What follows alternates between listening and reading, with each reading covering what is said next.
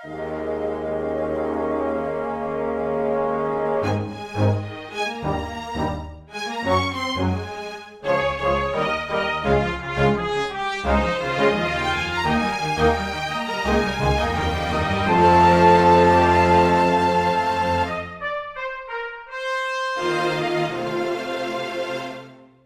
everyone, and welcome to Weekly Manga Recap. It's Nick and Quinn back at our regularly scheduled time of Wednesday sometime.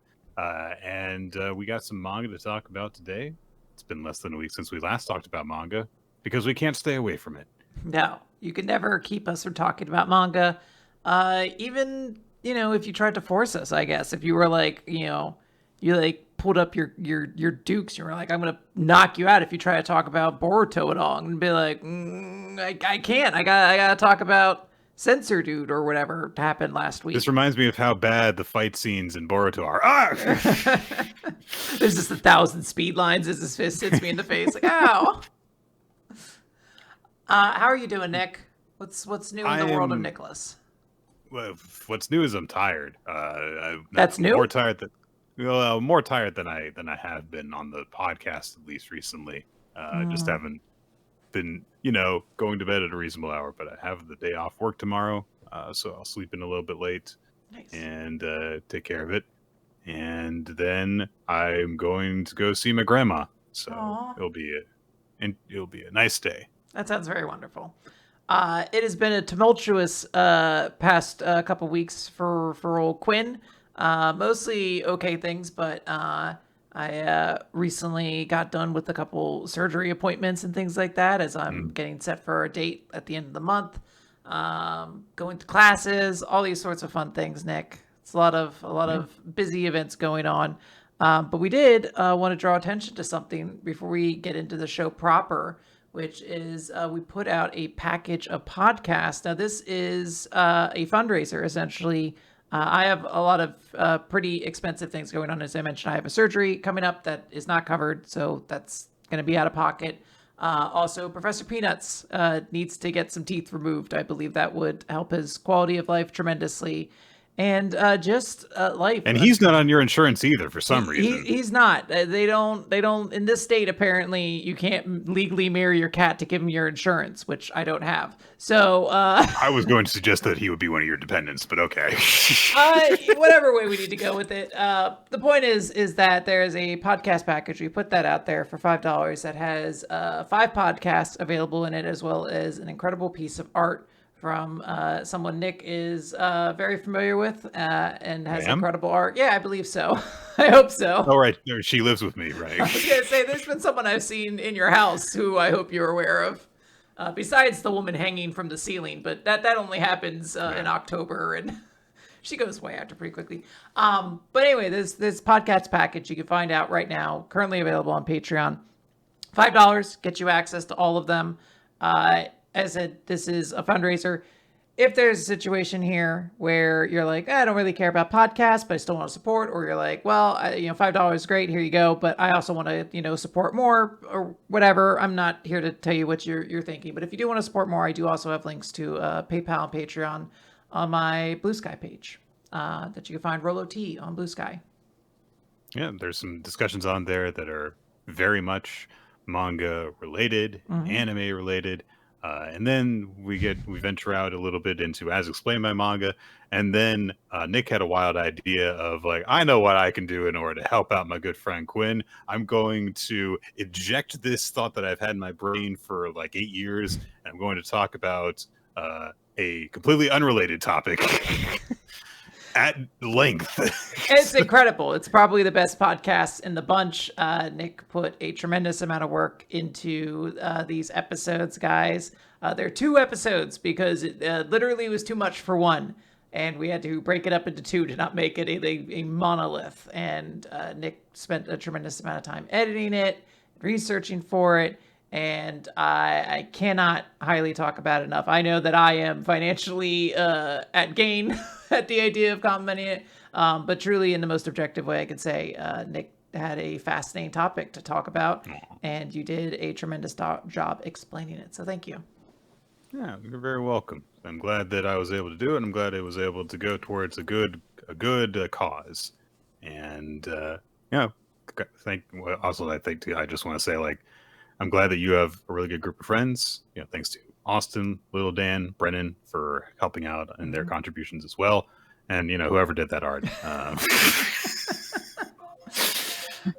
Oh no, she heard me. Oh no.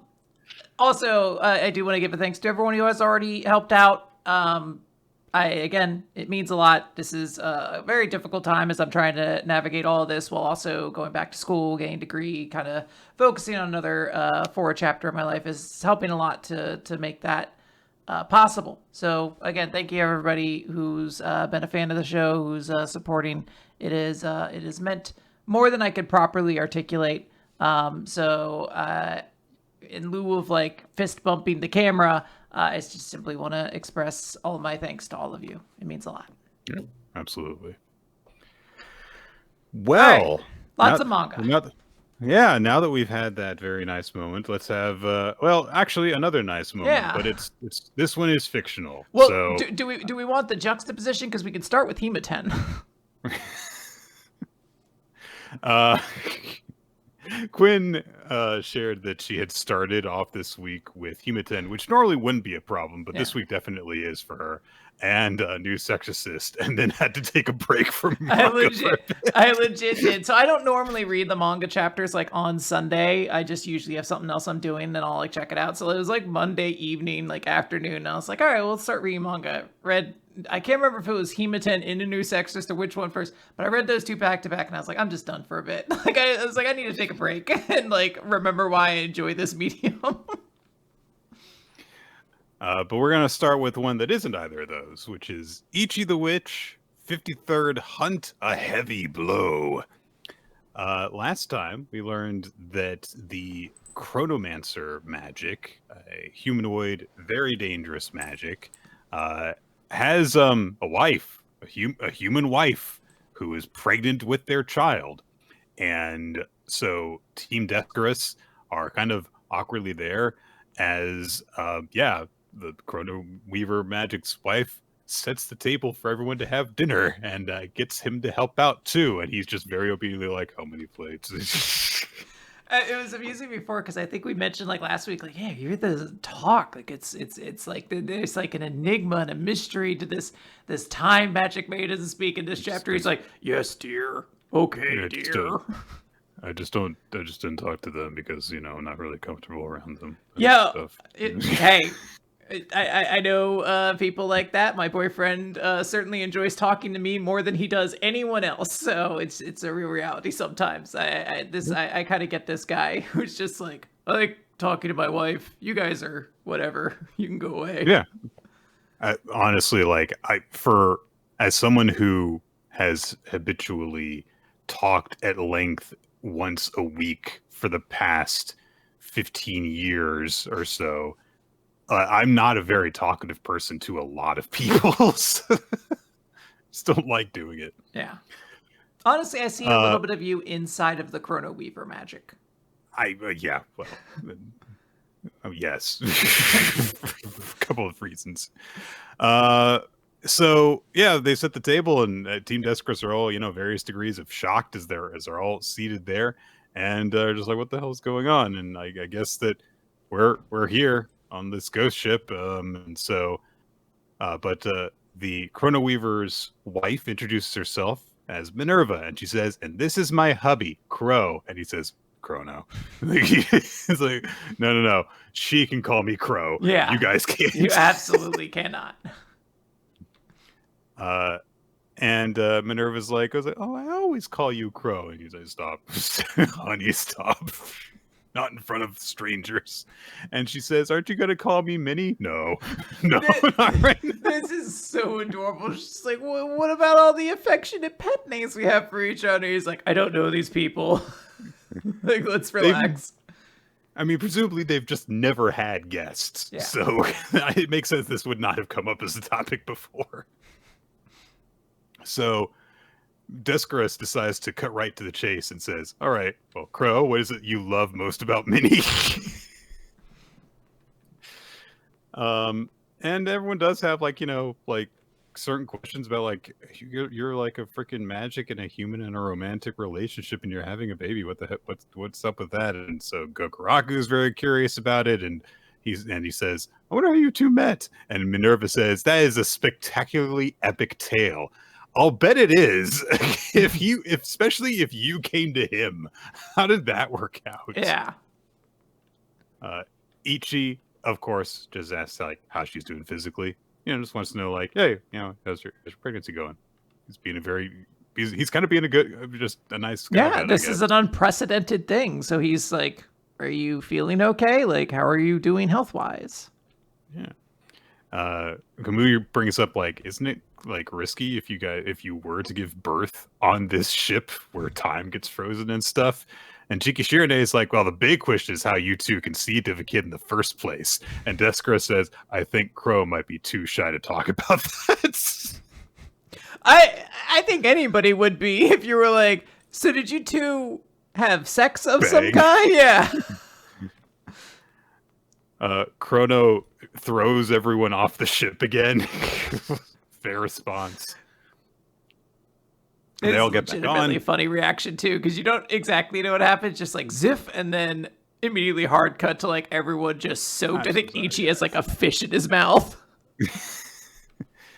So Deskura says like, all right, we're sorry. We'll be more respectful from now on. Minerva, of course, knows why they're there, which is to acquire the Chrono Weaver magic, acquire her hubby.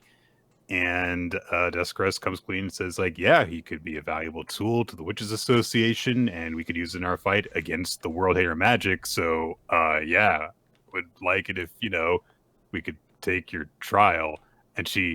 And Minerva gets in the way, intercedes as a human shield, and says, I love my hubby, and I'm not going to let anyone take him away from me. And if he gets acquired, there's no telling what kind of effect that might have on our baby. It's a good point. This is, again, completely unprecedented in their world, so they wouldn't have any idea what would happen there. So she dons the knight breastplate and helmet that she showed up in before, and picks up her mop and says, if you continue to insist on acquiring him, you'll have to get through me to do it. What a great woman. Her insanely powerful monster husband, and she's like, no, fuck you, I'll fight all of you. So Ichi is like, hey, I have a question. Yeah, Komugi read all the reports that there were about you. I know that there's like 300 ships that have sunk here, and lots of people have died. Did you do that? And Chrono says, no, wasn't me. It was another magic here. He dislikes humanity. And we get a little image of this alleged magic in silhouette, and they show up later, so we'll see them. So Ichi just checks and says, like, so you mean you don't have any ill will towards humans? And Chrono says, I am uninterested in humanity, except for Minerva. Aww. And he says that if anyone threatens Minerva or their child, he will kill them. So Ichi says, yeah, that's fine. I'm cool with that. Yep, no hunting. Sounds good. Yeah. Gokuraku and Komugi are both shocked, and he's like, yeah, he's got no hostility towards humans. There's no death for death. Like, there's no need for us to kill him. And Deskura seems to be okay with that too, given that, yeah, he's apparently not a human hair magic. And she says, I guess, yeah, we knew it was actually going to be a long shot that we would acquire this target, even though we were going after him. And, kicking up a big fight could just cause unnecessary collateral damage. And Ichi and Komugi are both like, yeah, okay, sure, yeah. And Deskura says, all right, we'll call off the mission. She does still want to know what Chrono's trial is. He throws her off the boat again, so she says, never mind. However, they have some other stuff to talk about. Gokuraku's like, man, what about this baby and everything? And Chikishirine speaks up and says, yeah, we gotta get rid of that baby. And everyone, of course, looks at her. And Gokuraku in particular is like, what the fuck? What are you talking about? And she says, did I say something weird? Yeah, a little bit. Why are you guys all giving me a stare like I said something candid and inappropriate in this moment? This is how all pro-lifers think all pro-choicers are. So she says, yeah, I mean, it's like, fucking hell, it's going to be a weird half magic, half human freak. We can't do that. That's never happened before. It could be a crazy monster. And the whole thing is also just gross. I don't know. It feels like she's still on herself a little bit. I was gonna say she's internalizing a couple things, I feel like. There's no way the world would celebrate the birth of a baby like that, which is why Jiki and I can't have one. But Minerva comes in with the most devastating move in 2010's WWE, the slap! And Jiki Shirade has literally no response to it. Just gets hit in the face. And Minerva declares, even if 100 people hate my child, 1,000 people think they're disgusting, I'll still be glad that they were born. And I'll love them enough for 1,000,000 people because I'm their mom. All right, well, okay. Mm-hmm. I think we've pretty clearly established whose side I'm going to be on in this whole thing going forward. Yeah, the big squid monster shows up on the next page, right? Oh yeah, squid monsters. That's what's always appealed to Nick. Big old squid monsters. Jiki Shirane starts to object to this. We're just telling the truth. But Chrono at that moment tells everyone to be quiet, and he kind of extends his head up, like almost as if he's like sniffing the air. It is definitely the most animalistic we've seen him thus far. He looks kind of like almost like a lion or something lifting its head up. So he motions to Deskros that they should hide their presence and no one to make a sound unless you wish to die. At that moment, the strange squid-like magic that we saw a hint of before shows up, and they say, hey, it's me, your best buddy. I got you a present, so let me in. And he's got this giant eye on a kebab. I guess that's the present. I would assume so, unless it's the sweet 315 tattoo that they have on their chest. That could also be a surprise. A present. I got a new tattoo. Do you like it? This is an interesting design. I'm trying to think what magic this could be. My first thought would be like, is this the Kraken magic? Is that a thing? But it is a very fun design, and I do like how immediately like unnerving the situation got the second this individual showed up. It's just like, hey, cast a magic. If you make a noise though, you're done for. Like I can't stress this enough. You're toast. Sets immediately this like fear about what this person's like once they find out there are humans on board. Yeah, it seems to be octopus in nature because it looks like it's got 8 tentacles based on the geometry of how they're spaced around this person, but we don't see a whole shot of it, of course. Yeah, that number, the 315, is what a weird one. I really like how the squid-like or the octopus-like features almost resemble clothing because of the way they're like hanging off of him. So like the sacky head looks like a hood on it, draping over his shoulders. Yeah. People are noting that over 300 ships were sunk, so perhaps this is the number of ships that this individual has sunk. And they just keep drawing more on. He's like, look, I got a tattoo of all the times you've looked at me like I'm crazy. Oh, no, I have to update it. Damn it. Well, that's on you. You should have known that number was going to go up. Yeah, this is a fun chapter. I enjoy the little awkward husband-wife dynamics going on between Crow and Minerva. And yeah, I'm excited to see this new unnerving character and what they're going to do. Yeah, absolutely. I'm really liking what we've gotten out of this arc so far, and also the way that Jiki Shirane being involved, the weird stance that she has on things. And this is, as we know, going to be a mission that will decide who she stands with. So it seems like this relationship between Chrono and Minerva is going to play a big role in that as well. I think this new magic is also going to. For someone who has openly said she's like, oh, I think your baby's going to be a monster, that would perhaps lend a little bit more to the credence of like, well, like what's she going to do when a dude shows up who's like, I'm going to murder everyone in this place? Like she wants this kid dead. So maybe she's like, I think we might be able to help each other out here. Yeah. We'll see. Blue box. It's chapter 214 of Blue Box. Do your best. Get a little full page spread on the cover of Chinatsu and Taiki going to a burger place and being a cute couple who feed each other.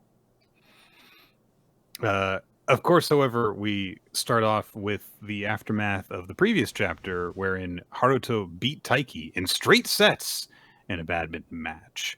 And so people were like, wow, and he beat him by like more than 10 points in the second game. Is Taiki like going to be okay? And Taiki goes, all right, well, these things happen. It sucks. But I know Haruto's gotten stronger, so I'm going to stay vigilant and I'm going to make up strategies and stuff. And the fact that this happened right now is for the best. Mm-hmm. So people look at this going like, okay, yeah, all right. Yeah, he'll recover from this. He'll bounce back. Kyo, however, he gets a bit of a look in his eye. He seems to think that maybe it's not that straightforward. I love how Kyo can be the most observant person in the room for everyone except his own relationship. Like this dude, like if you walk by and you sneeze, he's gonna be like, "No, you're pregnant," and like he just knows that information. And then freaking Ayame will walk up and be like, "Hey, I really have a lot of feelings for you." I'll be like, "She just said that as a friend," and they'll run away.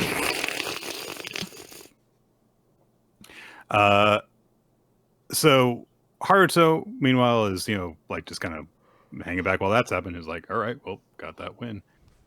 Taiki heads out after club stuff, goes to meet with Chinatsu, who is there waiting at the school gate for him. And she said, yeah, I had some time, so I came to get you. And he's really happy about that. So they head off together and they catch up a bit. Chinatsu says that she's registered for her classes now. Things are kind of settling down a little bit. And, she's joined the basketball club. So hooray. And immediately Taiki gets a little bit of anxiety about like, oh no, she's going to be meeting strangers and going out on like drinking parties with clubmates. And they might take her to a mixer. And he takes out some ofura to do a warding ritual right there. So, I mean, look, just get it out of the way now, dude. Yeah. But Chinatsu also says that she's thinking about getting a part-time job. And for whatever reason, they do a little guessing game, but honestly, like, Taiki's ideas are not that crazy, especially compared to, like, what she actually does. It's like, oh, cafe. No. A pub? No, a restaurant. Oh, yeah, because those two are so far outside the realm of a restaurant that he asked about.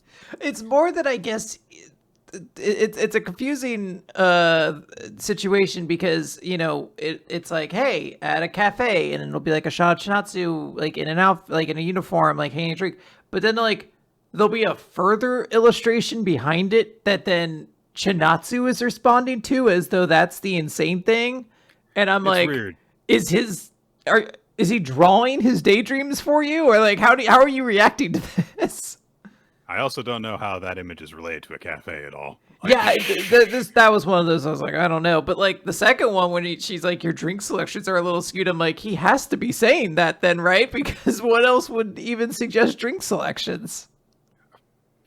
I think that he's kind of imagining maybe like a worst case scenario of like, oh no, think about all the things that could happen if Chinatsu were working at a place. I don't know. Or like maybe the attention she might, I don't know. He's in like a weird kind of jealousy moment right before it. So in my mind, I think Taiki's perfectly mentally healthy in this chapter, Quinn. So, Chinatsu brings to the point that like, yeah, I've had my living costs cover the past few months. So it's about time that I like start like actually earning something for myself. But Taiki does think to himself, like, we're going to not be able to spend as much time together if she's working part-time. And then he, like, gives himself a little smack because he realizes, like, I can't, like, be that selfish in this kind of situation. We're moving forward in life, and I've got to get used to this kind of thing.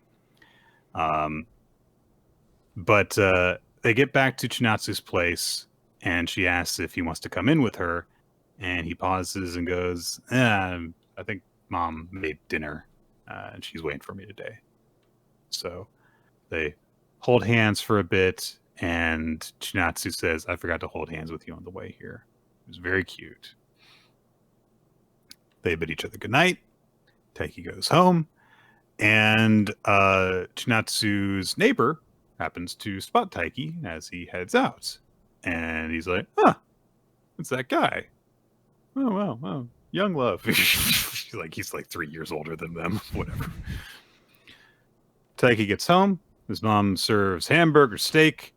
And there is a kind of a cute little joke where Taiki's like, I'll have this for lunch tomorrow. And she that'll be okay. And she's like, how spoiled can you get? And then they bring up later, like, it is going to, leftovers from tonight are going to be tomorrow's lunch. She's like, yes, that was said earlier. She just brings up to him like, hey, I know you're always, you're always working hard. So that's why I give you a big nutritious meal. And so make sure that you're, grateful for that. But the next day, Taiki goes to badminton practice. He loses to Kudo, who we've never really been given an impression of his abilities as a badminton player, which seems to indicate that he's just kind of unexceptional. Like he's technically like their junior, but like I don't think we ever saw him play. Whereas we like got to know what Haruto's skill level was. Right. So I mean, didn't lose to him as badly as he lost to Haruto, but he took a game. Yeah, he took a game, and even Kudo afterwards is like, "Are you okay?" Like he feels like I shouldn't have won that, basically. Yeah. So Taiki puts on like a big, a nice little show. Like, I don't think just because you beat me that you can go to nationals, and he assures him like, "I'll be fine. I'm going to go to nationals." And Taiki thinks to himself like, "I know why I'm not playing well.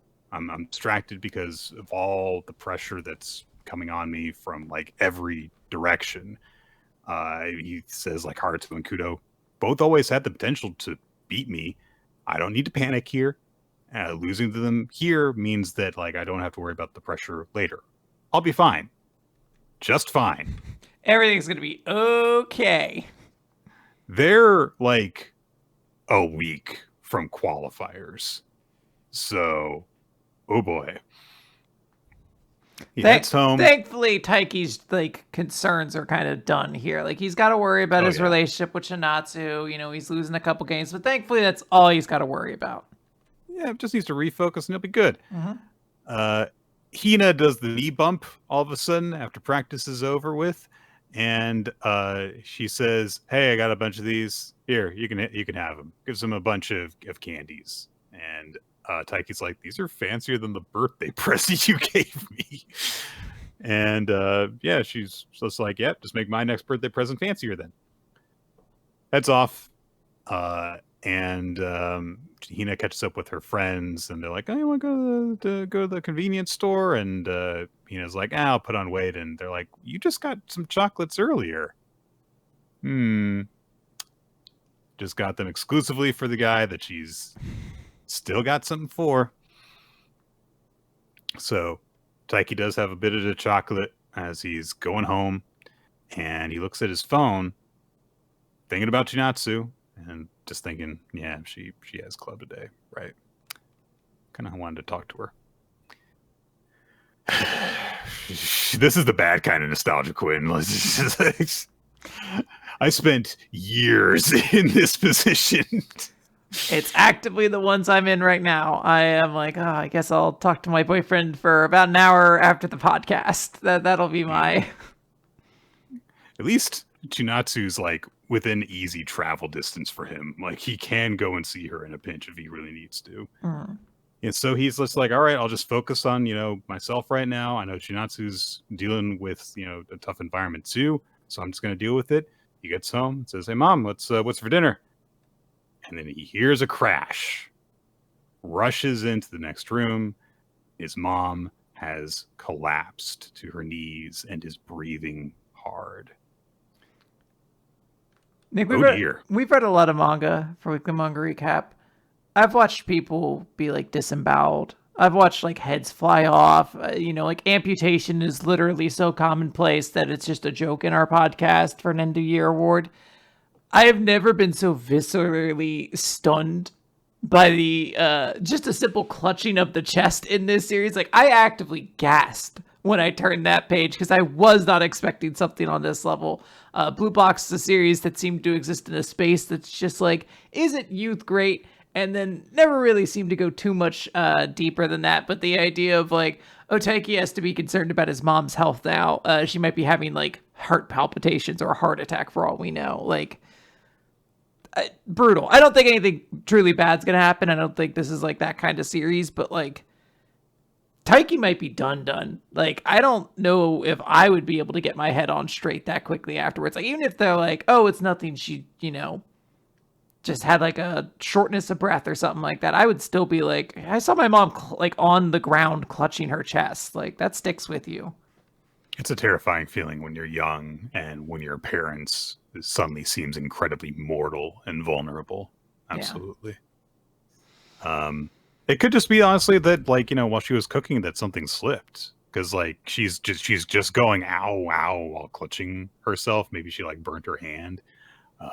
But yeah, we don't know, but it's a very effective cliffhanger to end on. Like, oh shit, like what's wrong? What's going to happen now? While Taiki's already in this tough scenario where already the pressure is getting to him. And it's not just pressure. It's also like, clearly he's not like practicing like good mental health things while he's dealing with this pressure. He's just kind of like, I'll just, like deal with it. And it's like, I don't know, dude, maybe you should like talk to your girlfriend about stuff that's bothering you. And maybe that'd help you a bit. But yeah, we'll see how he in particular deals with things, and also how his mom deals with this in the next chapter. Indeed. Oh. In the meantime, it's time for DanDaDan. Chapter 212, rather. Momo's Memories.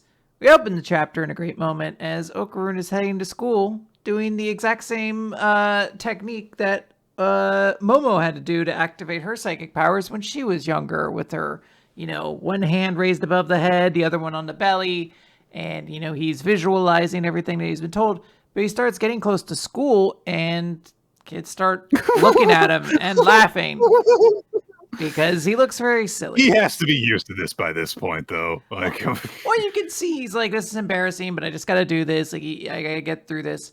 But then someone walks up beside him, and it's Ira, who is mimicking at least the hand portion above the head. Yeah. And just like, good morning. Why are we doing this? Basically. What a good friend.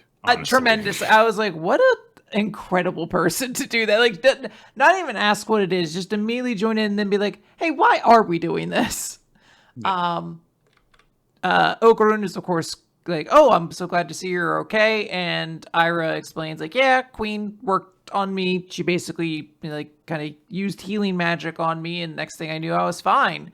And Okarun's like, that's incredible. It's like, yeah, I think she has the ability to heal people's injuries, so she has powers. But Ira also says, I don't think she's an enemy. Actually, I think she's really kind, because after we got to the hospital, she started throwing up in the bathroom, and she apparently gets a level of sickness equal to the amount of healing she gives other people. So it is entirely like a self-hurting act to actually heal people for her. Ira says that she was throwing up for almost an hour, so she really put a lot into healing Ira. Yes, and also just makes the deductive reasoning. She's like, if she was an enemy, I don't think she would have done all that. So then immediately Ira goes back to the question, so what are we doing? And she's just, again, just the biggest, happiest smile. And Okarun explains like, it's to increase my spirit power apparently. And like, oh, like Gigi did, like, yeah, but it's not that easy. You're apparently, if you draw up your chi, then even if someone pushes you, you won't budge. So then Ira's like, oh, let me try it. And she pushes him. Okarun kind of moves, and she, they're having a cute little laughy moment together. When Gigi comes up, sorry. I just want to say that, a lot of times we see like Ira's affection towards Okurun take the form of like jealousy and weird possessiveness. I think that this is a very nice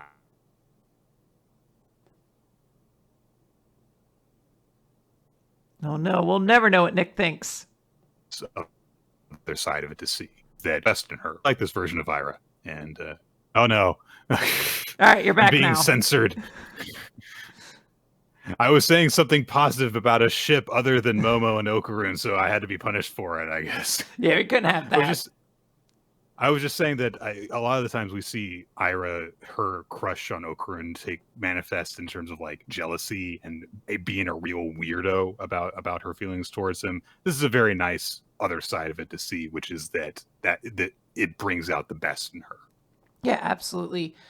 Gigi pops by and is commenting on the fact that they are kind of being a little flirty with each other, and he's like, "Ooh, I'm totes jelly." And we get a pretty funny panel of Gigi doing like whoop whoop. He's got just the weirdest little walk going on, and he's like, "Wow, I missed you guys." Immediately, Okurun's like, "Wait, you're back?" So the question's like, "Wait, what about Momo?" And Gigi gets really somber, goes, "About that. Jeez, all right." And why are you doing this? Why is Gigi being so awkward about this? He is so weird and unhelpful as the only person in the group who knows what happened and can communicate it. You're the he one is so unhelpful to them. With all of the information, and we know cell phones exist in this world, you could have texted everybody this information, but it is more dramatically, I guess, satisfying to have everyone see Momo, who's walking towards them with Vimola, and when she sees Okurun, she has really no reaction. He's blushing. Yeah, she doesn't really know who he is. She's just kind of staring, and everyone's like, "Oh, welcome home, welcome home." And Okurun's like, "Oh, and welcome home to you too, Miss ISA." And Momo's like, "Thanks." Like very confused, like, "Thanks." And Ira's immediately like, "Hey, what's with the attitude? Like, we're all really worried about you." And then this is when Gigi takes the opportunity to try to interject. He's like, "Hold on. Now that you guys have already started talking, I can explain myself." You should have done this 5 pages ago, dude. Instead, you were like, "She's fine. There's nothing wrong with her." Actually, hold on. Momo says, "Who are you?" And Gigi says, "Oh, hold on, everybody. Now I'm going to explain." Still doesn't, because now Momo and Ira are just fighting. They're just calling each other skanks at this point. Yeah, like no matter what, these two are just going to start fighting. And there's a funny moment of Gigi being like, "Phew, they're all back to normal." Because Momo and Ira are fighting again. It's like nothing ever changed. Off screen, they have had this conversation. Also, Vimola, I think, is ducking all the barbs they're throwing at each other because she's in the background while they're arguing, and she's like getting out of the way of the word bubbles, it looks like. Hey, it's a lot of skanks being thrown around. She might not be used to that term. But yeah, they've explained that it's amnesia. She doesn't know at what point she lost her memories, but at least her memories of us have all flown the coop. We were attacked. Basically explains everything about how she got there. And Okurun takes this moment to sadly think back to all these memories that he has shared with Momo that she doesn't remember anymore. And all sorts of different memories of her being goofy, being sweet, being just like talking nerdily about stuff, fighting, and then when they're like falling in love and shit. And it's Momo seems confused. She's like super nervous. And Seiko just said to leave things as they are for right now. We do see Momo go to class, and her two friends are immediately talking to her, and she interacts with them just fine. So it seems that she hasn't lost her memory of her friends, just the more recent stuff, basically. And Okurun is just laying his head on his desk in defeat, thinking about Momo multiple times, and how it was always so great to hear her call out to him, and how it made him happy, so he always wanted to do it for her, and how he really looked forward to hearing her call out to him. And the, class bell rings, and he places his hand on the desk, pushes himself up, fixes his glasses, and starts walking off saying, well, if that's the case, then this time it's my turn to call out to her. That's the end of the chapter. Hell yeah. Hell yeah. I love this. The moment of like, hey, take it in, give it a moment to, sink in like, yeah, this is really, really sad that this happened. And then he gets up and is like, all right, I'm going to do something about it. She needs me right now. And so he's going to be a serious lad and save his girlfriend person. Nick, hated this chapter. Hated every... I know you did. I know. I cannot stand it. The first 4 pages or so with Ira and Okarun walking, I was like, perfect. This is that sweet goodness I came here for. And then the rest of it is just a reminder about why I hate this stupid plot line and how it annoys me. And I understand this is good character development for Okarun. This is a good improvement. The fact that he's going out there and showing resolve, all good stuff. But Nick, I am a petulant child. I want to see these 2 kids happy. I was promised it was going to happen for a long time now. You weren't promised, actually. I was very patient, and now I want them to be happy. No more stuff. If my friend Dan messaged me and he's like, what do you think will happen if Reiko shows up at the end of this to claim Okarun like she said she was going to? I was like, there would not be enough, no wrestler in the world would have heat as nuclear as Reiko would with me if that happened. Like, I would scream and cry and just punch things until my hands were just bloody orbs, basically. Yeah. I mean, look, stuff's been happening to these 2 kids since chapter 1. And every single time something resolves, something new happens. It's going to keep on happening. It'll just affect them. Just let them be a couple, though. Maybe stuff can start happening to them after they become a couple. I will say that, yes, if we get to a point where it's like, now they're together, end of series, I will be infuriated because every shonen manga is like, we're going to ship tease them and then never pull the trigger. But for the amount of time that we have been reading this, I'm totally fine with being a little bit more patient on this matter. I'm not! That's fine. You're entitled to that opinion. Plus, there were some great Vimola faces in this chapter, so I'm good. Stupid. Everything about this manga is stupid right now. I do like how one of the last 2 chapters was like, who is this strange girl? And now like she's walking to school with her and is like seemingly totally fine with her. How could you be angry at Vimola? Like, I can understand like Momo having to like relearn her affection towards a lot of these characters, but Vimola, she'd just be like, oh, this is just like this sweet naive baby person who will like walk around and be adorable around me and just very kind. Yeah, I'm fine with this. Okay, it's time to complete the worst stretch of the podcast for Quinn. No. Hima-Ten, chapter number 61, Himeno's Holiday. Oh man, I hope that we get the Himeno attacks out of the way early in this chapter. I knew it was gonna bite me. The Himeno attacks really came for me this week. All right, let's try and see if we can whip through Skip this. it. Iemori considers his circumstances where he is surrounded by 3 amazing girls, and now he has decided, like, I don't know if I can actually just ignore my feelings for the other 2. And he knows that, of course, the only person in his life who really knows the whole situation is Himeno, so he's like, I guess I'll go to her for advice. And so we cut in with Himeno, who's waking up in her bed and is like, man, I love having a normal job where I get to take days off. Which kind of makes sense, considering she's been a celebrity idol for like half of her life until this point. But the doorbell rings. She has been anticipating Iemori's arrival, but it's not actually for her. It is someone who is expecting to be greeting Himeno, and instead they show up at Iemori's door. Uh-oh. So Iemori's like, who are you? And this strange guy is like, what are you doing at her Jimenez's house? That's got to be, hang on. her Jimenez's house. Oh, geez, that's not good. Too many. Oof. It's okay. But, This character sucks, so we could just not have them have dialogue. Iomori says, like, you're at the wrong place. We're the Iomori household. So the guy finally gets it and then bows and apologizes.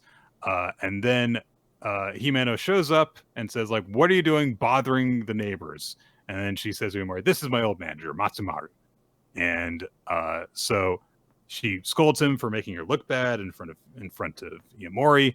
He is just a sycophant. Like, that's the easiest way to explain him. Every single emotion he could be expressing is at that bitter spot. It's the opposite of the sweet spot. Like 2 notches above where it should be. So it's not 3 notches above where it becomes endearing, and it's not 1 notch above where it's just a little intense. This is like the maximum annoying level, and every regard that this guy talks. So they finally go into Himeno's place, and she explains, like, yeah, this guy was my manager. We've got a strictly professional relationship.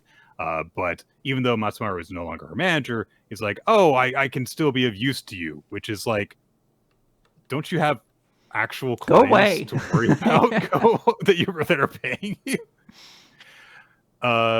So Himeno says, like, yeah, so I needed his help with something, and I asked him to help me train since I'm advising the girls' swim team, and I don't know how to swim. Wah, wah. And Matsumaru reveals, I also don't know how to swim. Wah, wah. Who could... What? So they go to a pool, an indoor pool, that they've rented out for the entire day using, Himeno's celebrity status to do it. Himeno shows up. She's wearing a competitive swimsuit, so there's a moment of that. And then they're like, okay, yep, let's do this. Even Himeno is like, oh, maybe I shouldn't have, like, shown up in front of my teenage student neighbor in this kind of swimsuit. Anyway. Yeah, I'm glad you had this thought while you're in the pool with him at this point. So she thinks to herself, I'm a teacher. I can't let Tenichi fall in love with me. Nobody was thinking this until you started thinking it, Himeno. Okay? You need... Why don't you do something to prevent it, then? So they're gonna, like, start doing stuff. Iomori starts with, like, let's just do a butterfly kick. Here, I'll hold your hands while you do that. It's like, yeah, it's a very basic way to begin swimming instruction. And she's like, what if we start with going underwater first? So Iomori says, okay, yeah, sure. Yeah, I'll go down first. So we'll like try and make eye contact underwater. So that'll be fine. And then he dives down, and then right before she can go, wait, and oh goodness, he brings her eye level with her crotch and thighs. And she has to go, I didn't have my goggles on. Warp, warp, warp. Anyway, Himeno learned to swim. Whoa, completely on her own, seemingly. So Matsumaru is weird about things. Iomori is like, yeah, whatever. Because he's like, oh, you got to see her in a swimsuit. And then he's like, yeah, another student actually showed me her photos already. Yep. And Matsumaru is like, yes, that is what plagues her. It's because she's the world's top idol that she understands how painful it is to be a celebrity. She wanted to be like you. She never got the chance to have a normal school life, and that's why she's worked so hard this whole time. And we get a flashback all the way to when she was in the car arguing with Matsumaru before she first ran into Iomori. And he was like, what are you going to do? And she's like, be a teacher. I know I'm capable of anything except going back to being a student. Which, within this very not good chapter, there is a little nugget here of like, that's nice. Mm-hmm. That, she missed out on her chance to have a normal childhood, so she wants to do her best to give other high school students that chance. That's nice. Anyway, they do the swimming, they go home, and on their way back, Iomori says to her, like, hey, can you, like, give me relationship advice? I know that, like, you're busy and that using your time is a privilege and everything. And she says, yeah, I was trying to get you to open up before, but you were being so bashful about it. So yeah, but first focus on your exams, and then afterwards, after you pass them, then I'll start giving you advice. but you better not fall for me. Burr, burr, burr. So, yeah. Honestly, read worse chapters in this archetype, but this is just a bad archetype of this kind of chapter within this kind of series. Yeah, I guess she has like a catchphrase where she says "know what I mean" a lot. So that's a thing. I don't want to talk about anything else that happened in this chapter. As I said, those are like the things I'm like, you know what? Maybe I want less recorded evidence of me having to talk about these things going on.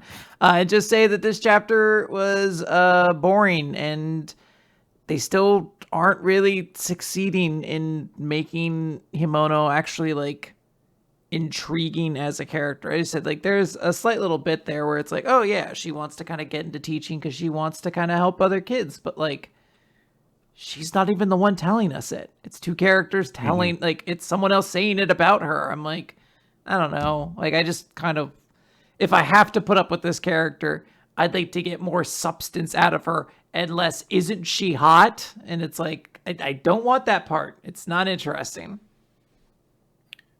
Otter of the Flame, Chapter 21, Bending Down and Burning with Anger.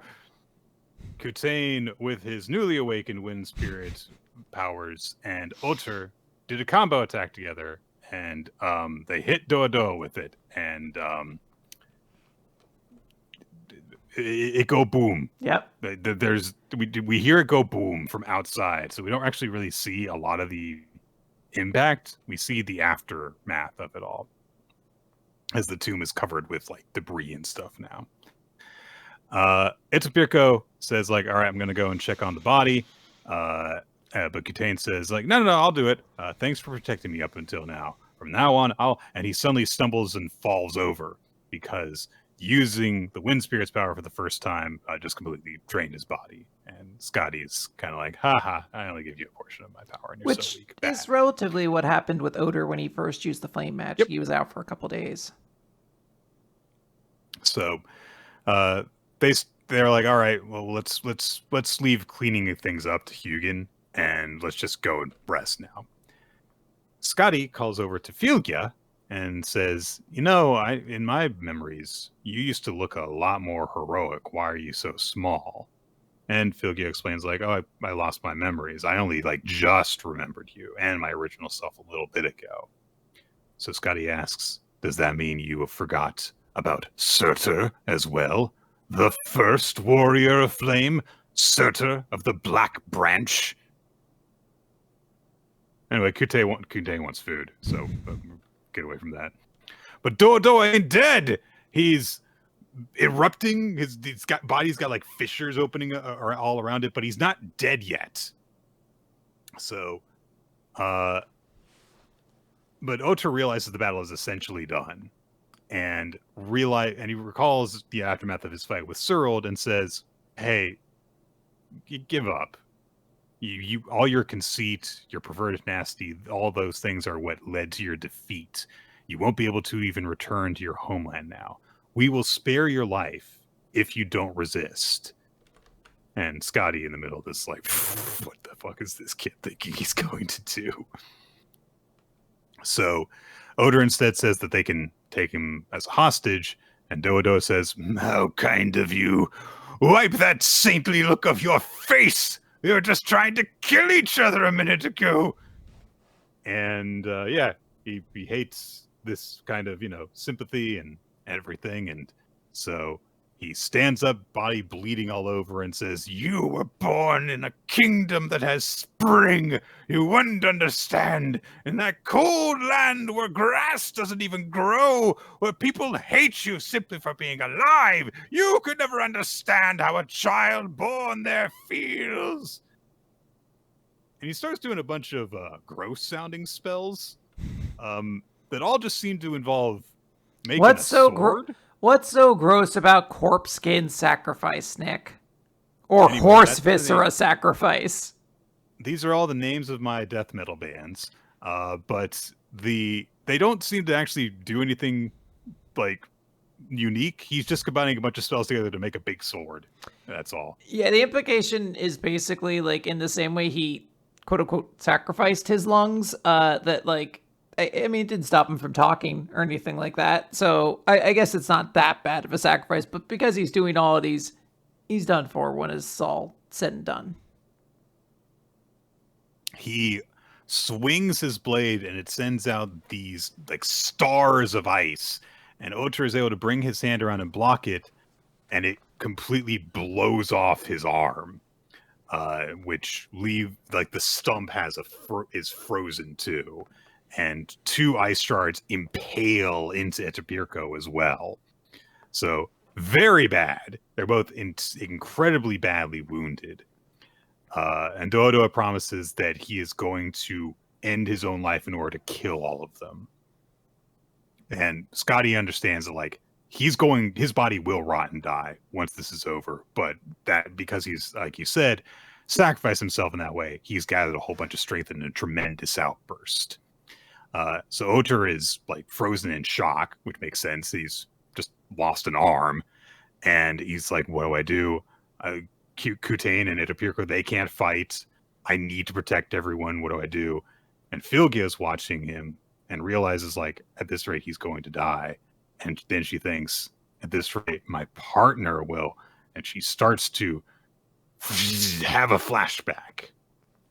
And she sees things through Surtur's eyes from a battle long past. And she wonders, like, am I experiencing one of my own memories? And Surtur gets up in front of her and says, in order to protect everyone, we have no choice but to use it.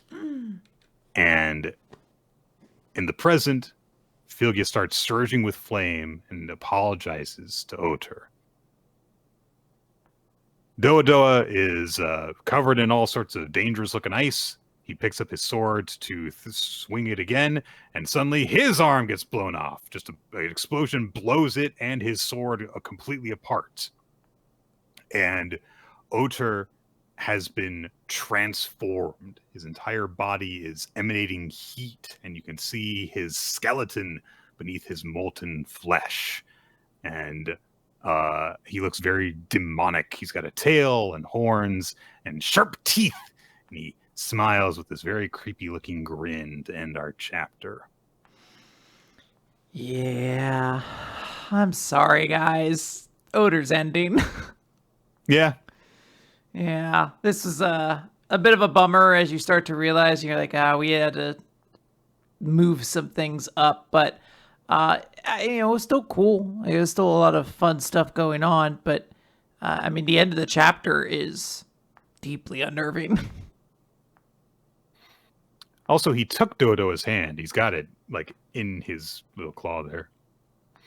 I don't know. Maybe he's gonna, use it as a snack. Aw, that's a big snack. Yeah, that's a big snack. I hope he's splitting that up. That hand is bigger than his torso. Yes. Yeah, he should get some sandwich baggies and put a little bit into each one of those, I think. All right. Space it out. Nick, let's talk about another series that's definitely not ending anytime soon. Ping-Pong Peril. Yeah, it's chapter 13, The Genius and the Snake. Last time Tyra thought up the idea of, what if I make a human cavalry with these guys and then I can smash the ball in this battle across the intersection. And Hebizuka is kind of just shocked by this as Tyra puts that plan into effect, smashes the ball into some poor bystander's head. And he looks down at his new little cavalry mounts and he says, "Hey, thanks for helping me out, guys." And one of them just says, "No problem. It just seemed like fun." They were just down for it. I do kind of like that. They're just like, sounded like a cool time, bro. I just didn't need to offer anything else. And they're still doing it. Like, I was like, oh, he'll have to figure something else when he goes across the street. Nah, they're ride or die. No matter how long this game is, even when he has to pause to have conversations with people, they're like, yeah, dog, we're committed to this. Yep.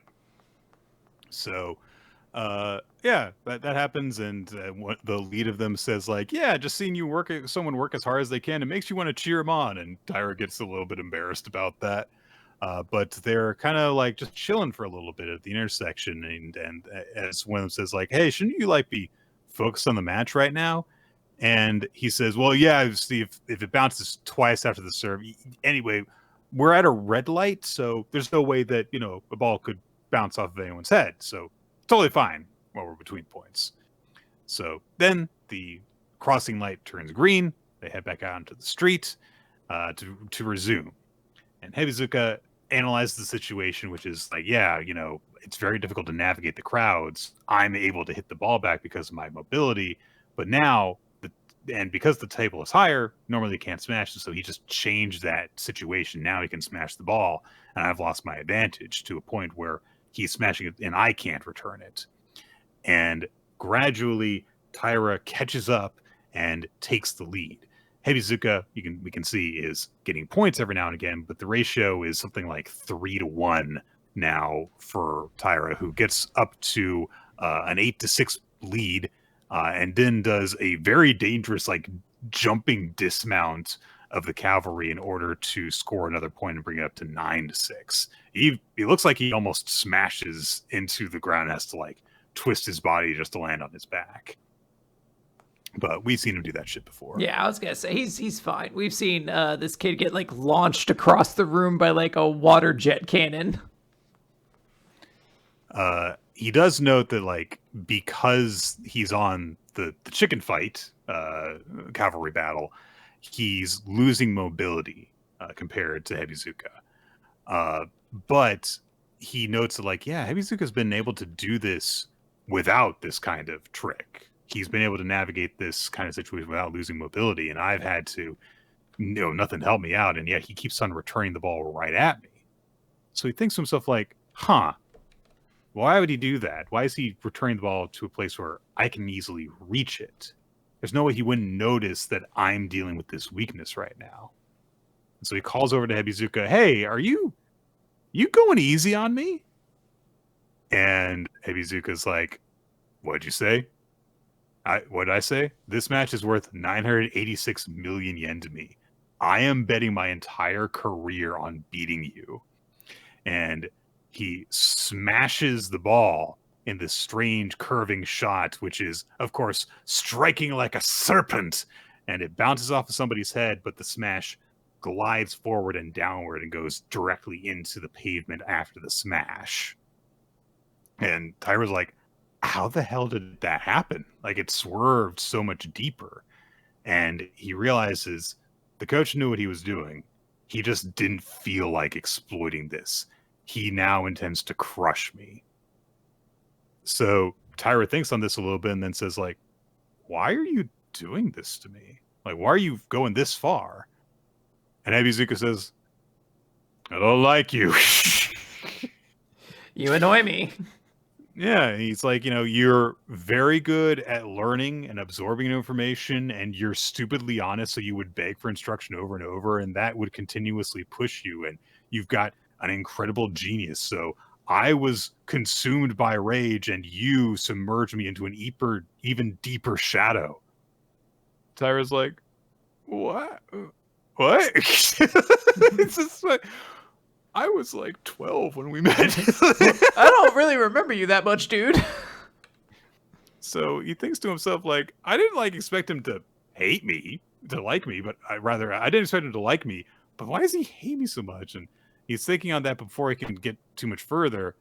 One of the chicken battle guys says, hey, Taira, you said that red lights were break times, right? And Hebizuka is winding up for a serve on the other side of the intersection. And we get a bit of information of hey, so this table that they're playing on is 20 meters long. Taira assumed that you could not actively knock the ball to another intersection from this state point because it's such a deep shot. But with the super spin that only Pari Hebizuka is capable of hitting, he can make such a super long serve possible. And sure enough, boop, like a drop of rain, it lands on somebody's head on the other side of an intersection, meaning he gets a service ace because Taira is not in a position to return it. And Taira realizes, well, shit, no point in having the smash advantage if I literally can't reach the ball. So he gets down from the cavalry battle. They're like, what are you going to do? And he's like, look, there's nothing I can do. But I want to learn from him. He's someone I looked up to. If he's really getting serious, then I need to get serious as well. And Hebizuka kind of knows this. And he thinks to himself, I hate Taira. Geniuses like him always shine so impossibly bright. But what I really hate is myself. I was also attracted to him, making me want to make him shine even brighter. I'm going to defeat you and restart my career. Why, Taira? Why are people always so attracted to geniuses? And we get a shot of Taira, as he thinks this, running across the intersection while the light is red and cars are crossing through it. And Mutsugi is still watching from her vantage point with nothing to say about this. Just, I mean, it's like terrifying because he, if he gets hit by a car, he's just done for. So he kind of knows. He's like, yeah, one wrong move is death here. Also, I didn't realize before he's wearing a t-shirt that just says memes on it. Memes. Memes, which were, as we know, established in 1999. I mean, I would say that's probably around when the term really popularized to what we refer to it as. I know meme has like a definition that goes beyond that, but I think collectively we all kind of picked it up around 1999-ish. Yeah, or it's pronounced memes. Yeah, he's got some memes at home that he's got to get back to. Yeah, fun chapter. I don't think the series will be around a ton longer, but I have a lot of fun every time I read it. So, yeah, cool stuff. Taira rules. Really enjoyed it. It's gonna be crazy when Taira gets hit by a car and we start the isekai arc of Ping-Pong Peril. Honestly, that might kind of go hard too, though. They could do some real wild stuff with like, all right, so your table this time is a volcano. And you have to coat your ball with enough magic that it can bounce off the bottom of the volcano without melting and then shoot back upwards. The title of the series becomes, I can't believe I got hit by a car and woke up in a world where ping pong is how we decide the new king. Or something like that. Ping pong is actually our currency here. To purchase anything, you must ping pong. And you get better change back if you ping pong better. Someone out there right now Hertz, Quinn. Oh, Chapter no. number 4. Spelled Hurts, right? Nah. Oh. Okay. Hey, Mime is at his place and he's listening to our one-liner prompt, and the prompt is, your house is like a cafe. What kind of cafe is it? Some of these prompts don't really feel like yeah, I'm gonna say these prompts kind of suck sometimes, but to be honest, I think that's just a difference in comedy styles between all of us, because a lot of the like punchlines that get translated, I'm like, yeah, I mean, it's okay, but this chapter is very focused on pushing the will they, won't they aspect of Mime and Mizuo's relationship. And it starts off in that regard with Mime just thinking like, we went to a karaoke place together. Is that like, okay? What did that mean? And stuff. And also nothing came of it for him because he didn't get a prompt right in the air again. So he's got stuff to do. So he goes to bed. And apparently is just like really tired after everything. Like he's staying up until 3 a.m. once a week in order to listen to this program, and on top of all the duties that he has to deal with. So he says to Mizuo when he meets up with her at school, like, I barely slept at all. And she tells him, fucking go to sleep. Go to bed. So he's also really desperate to get right on the air. He's even been thinking of like going to a fortune teller to have his joke of one-liners freaking purified, which I don't know. Mizuo asks to see his notebook for, his jokes, and they're really just not very good for what he's got currently. And she says like, hey, the ones you had for like last week's karaoke prompt were actually quite solid. And Mime's like, maybe it was because I, like I had the extra clarity of like going to karaoke with you. Maybe something did come of it. And then he says like, maybe I'll have to go to a cafe this week. And then he's like, oh shit, that kind of actually sounds like I was like indirectly inviting her to go somewhere. And Mizuo looks at him and goes, come forth, young man, for I know just the place. Literally. So they go to a cafe, which is headed by a woman with interesting buns in her hair. And she immediately goes over to Mizuo and is like, oh, it's Kurage! And grabs onto her head. And Mizuo introduces the owner as Nachi. Full name Natsu Akabane. And she is also a listener of the radio program. So she in fact was part of the listener quotient, which Mime realizes once he hears her on-air name, Bat Batswaru. Which, all right, everyone's got an animal name, I think. What would be your name on this show, Nick? Like if you were I don't fucking know. Don't ask me that. I'd be like, Shark Laser. That's a good name. See, it's not hard. You could come up with something. I bet you could be Crab Hammer. If you're not taking Crab Hammer, I'm changing my answer from Shark Laser to Crab Hammer. All right. Sweet. Yeah. Snake Chucks. How's that? Snake Chucks is pretty good. Because then you could easily be like, Snake Chuckles. Because you're going for the funny stuff. Chuckles. I hope, God, what an awful gimmick would that be to have to be a snake themed stand up. They're like, every time you had to do a bit, you had to like get a snake in there somehow. You're like, so I was driving, I had to go down to the DMV, and I saw a snake along the way.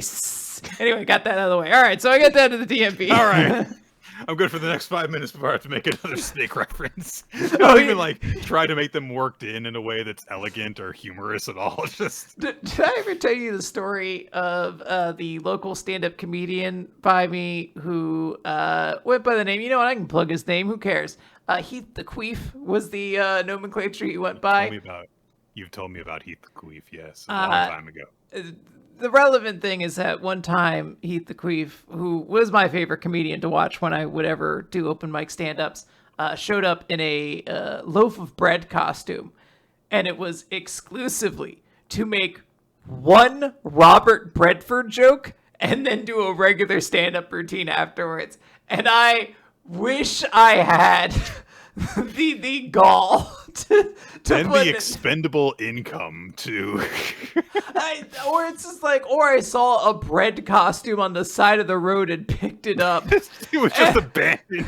I kicked out the family of raccoons that was inside it. It was like, I'm gonna clean this up and incorporate this into my act. And he was like, I've gotta write some great bread material. Came up with, he's like, what rhymes with bread? Red. Robert Redford. Done.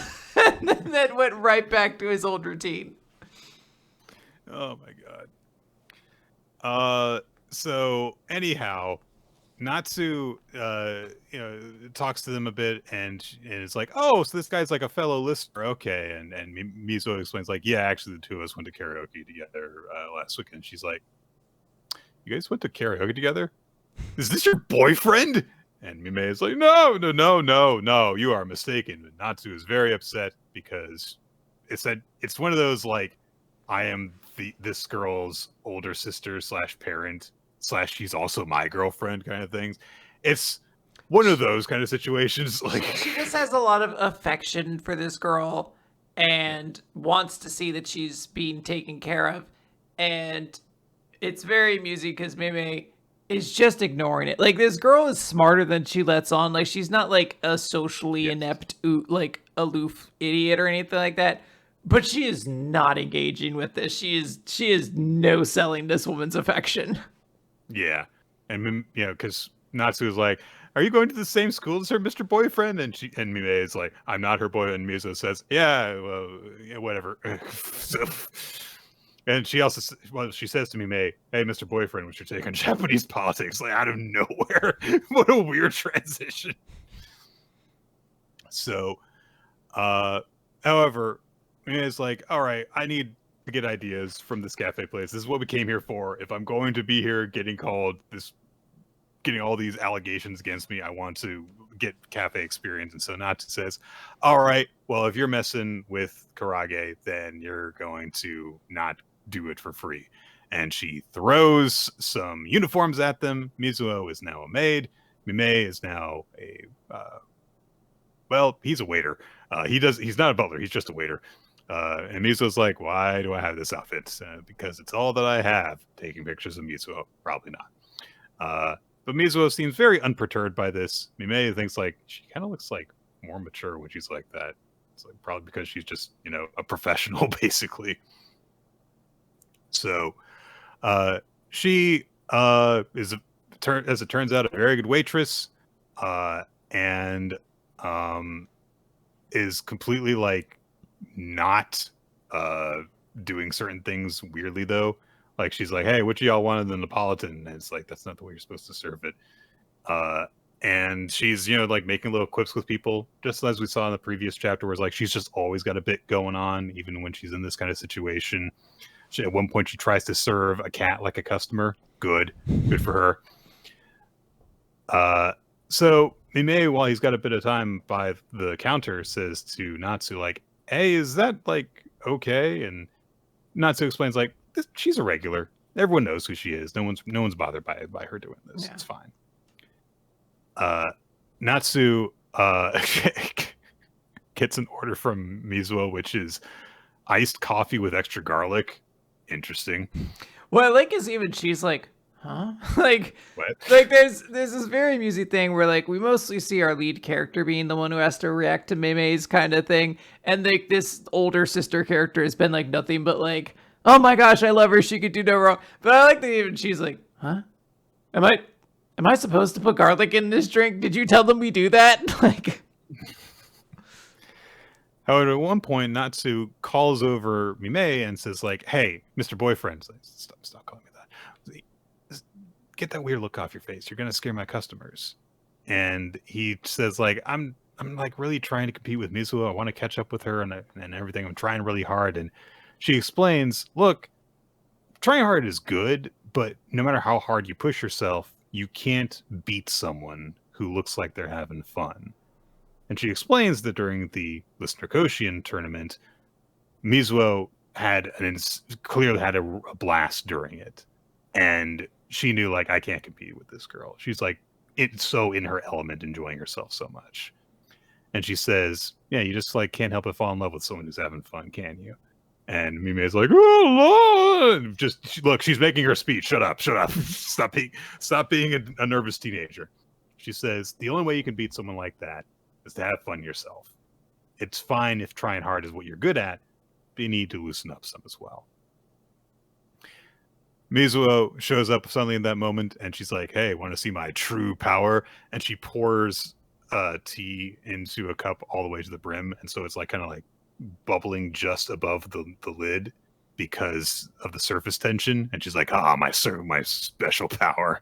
And they both just have a little chuckle over it. They're being little silly goobers, and it's fun now because instead of worrying that she's causing a big racket here inside this cafe, he's actually responding to her and playing off of her attitudes. Isn't that what she wants, Nick?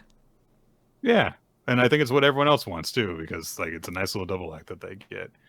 And it gets to a point where Mizuho looks like she's going to be very nervous about it. It's like, hey, like if the customers see us getting along like this, do you think that they're going to start thinking we're cupcake artisans out of nowhere?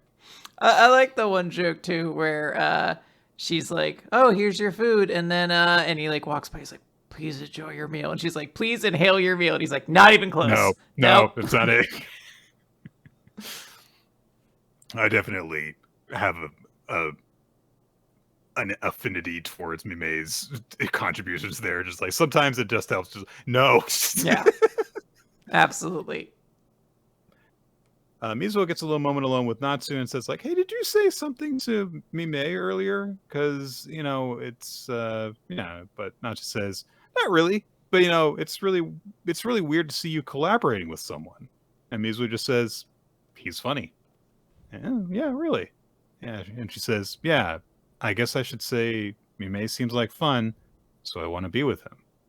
She doesn't get, like, blushy about it or anything, just kind of like in her one of her usual expressions. And Natsu's like, oh, okay, yeah. And Miso walks off to go back to her work, and Natsu's like, man, you got it bad.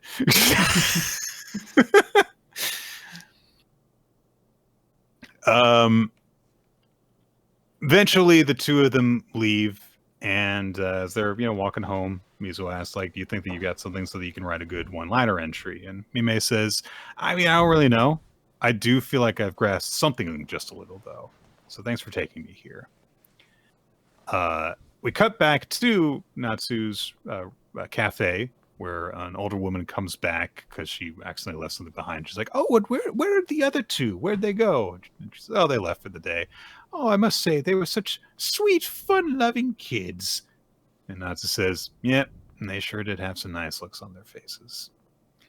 And that's kind of it. But the two of them say goodbye for the night, and Natsu's still kind of like, I still don't like him with her, though. So It's a cute, fun chapter. Some of the jokes are really, really good in it, and I had fun. So, good chapter as far as I'm concerned. It was pleasant.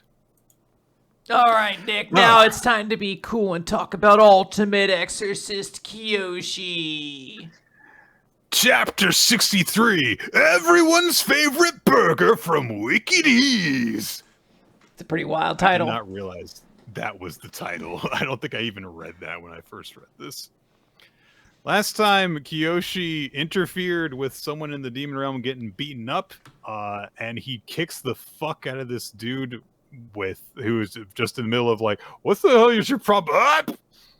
So everyone realized, like, well, this is bad because he has immediately broken all the rules that they have of not drawing attention to themselves in the demon realm. Kiyoshi Mila is like, oh, I biffed it. This is not good. Mr. Shuten's definitely going to be mad at me. I got to do something. I got to do something. And then all of a sudden, Tosaka comes running forward, and he starts acting like he's, an asshole demon. And he's like, yeah, good job, brother. Yeah. Anyone who pissed me off should be dragged through the streets. Yeah. And he's like, fucking Kiyoshi, come on. You did it with me. Do it. Come on. Do the bit. Go be an asshole. And Kiyoshi goes, yeah, I'm mean and scary.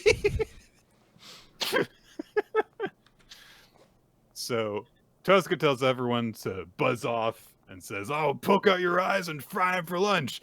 And Kiyoshi goes, I went to bed last night without brushing my teeth, even though I'd eaten a chocolate parfait. I love that this has just become the salty Splatoon bit from SpongeBob SquarePants. And all of the demons are like, oh my god, he's so scary. Shuten's very pleased with Tosuka's performance there. And Sosuke just kind of like, that was a good thing to do. And but Shuten also observes he just beat the crap out of a high-level demon without using precept power. He just kicked him. So he really is stronger now. They heft the little kid demon up, and Tosca, still being, trying to act like a demon, is like, hey, we're going to eat you. Take care of yourself on your way home, okay? And Kiyoshi's like, yeah, here's your stuff back, you dummy. And the little kid thanks them. And they immediately are like, oh, yeah, thanks. Can't keep it together. Smile for him.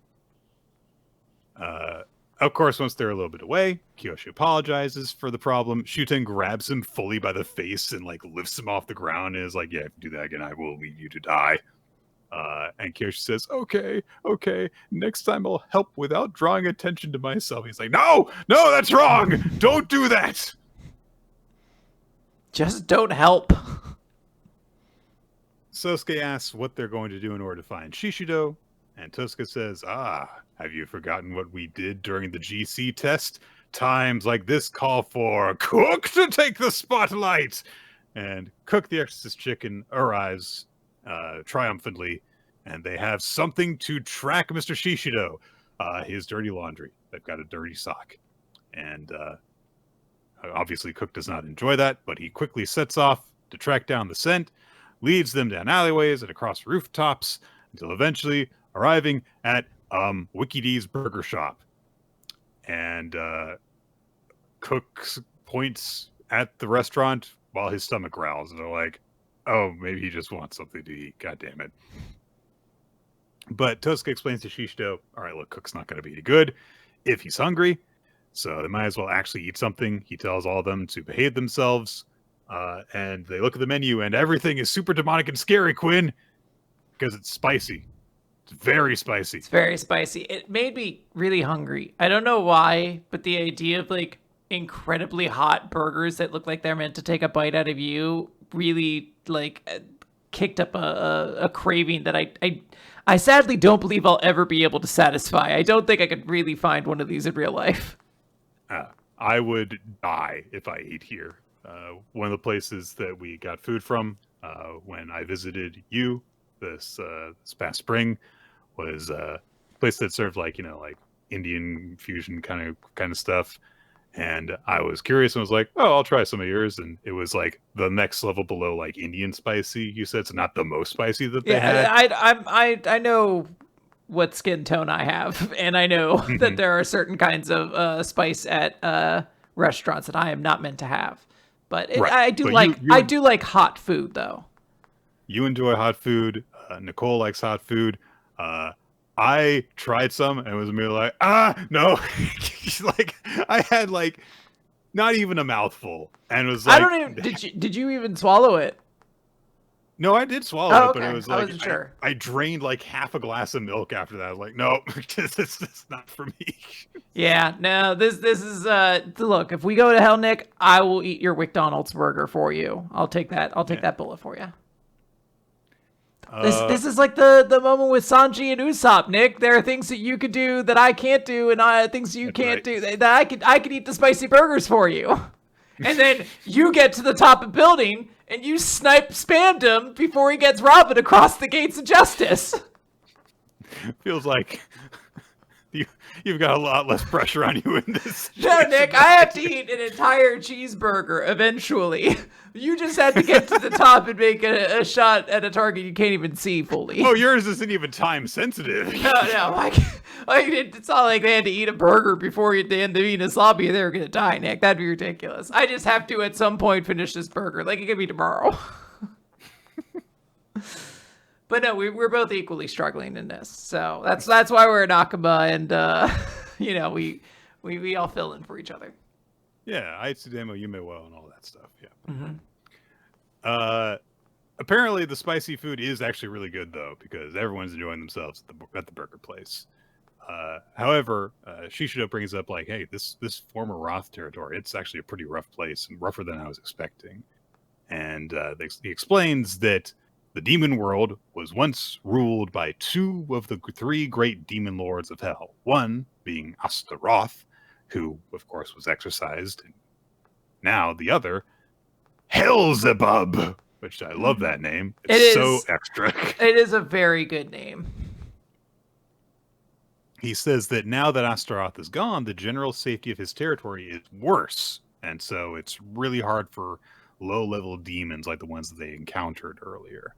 And so Kiyoshi thinks about Mr. Yamada and wonders, like, is he going to be okay then in that case? Because he was a low-level demon.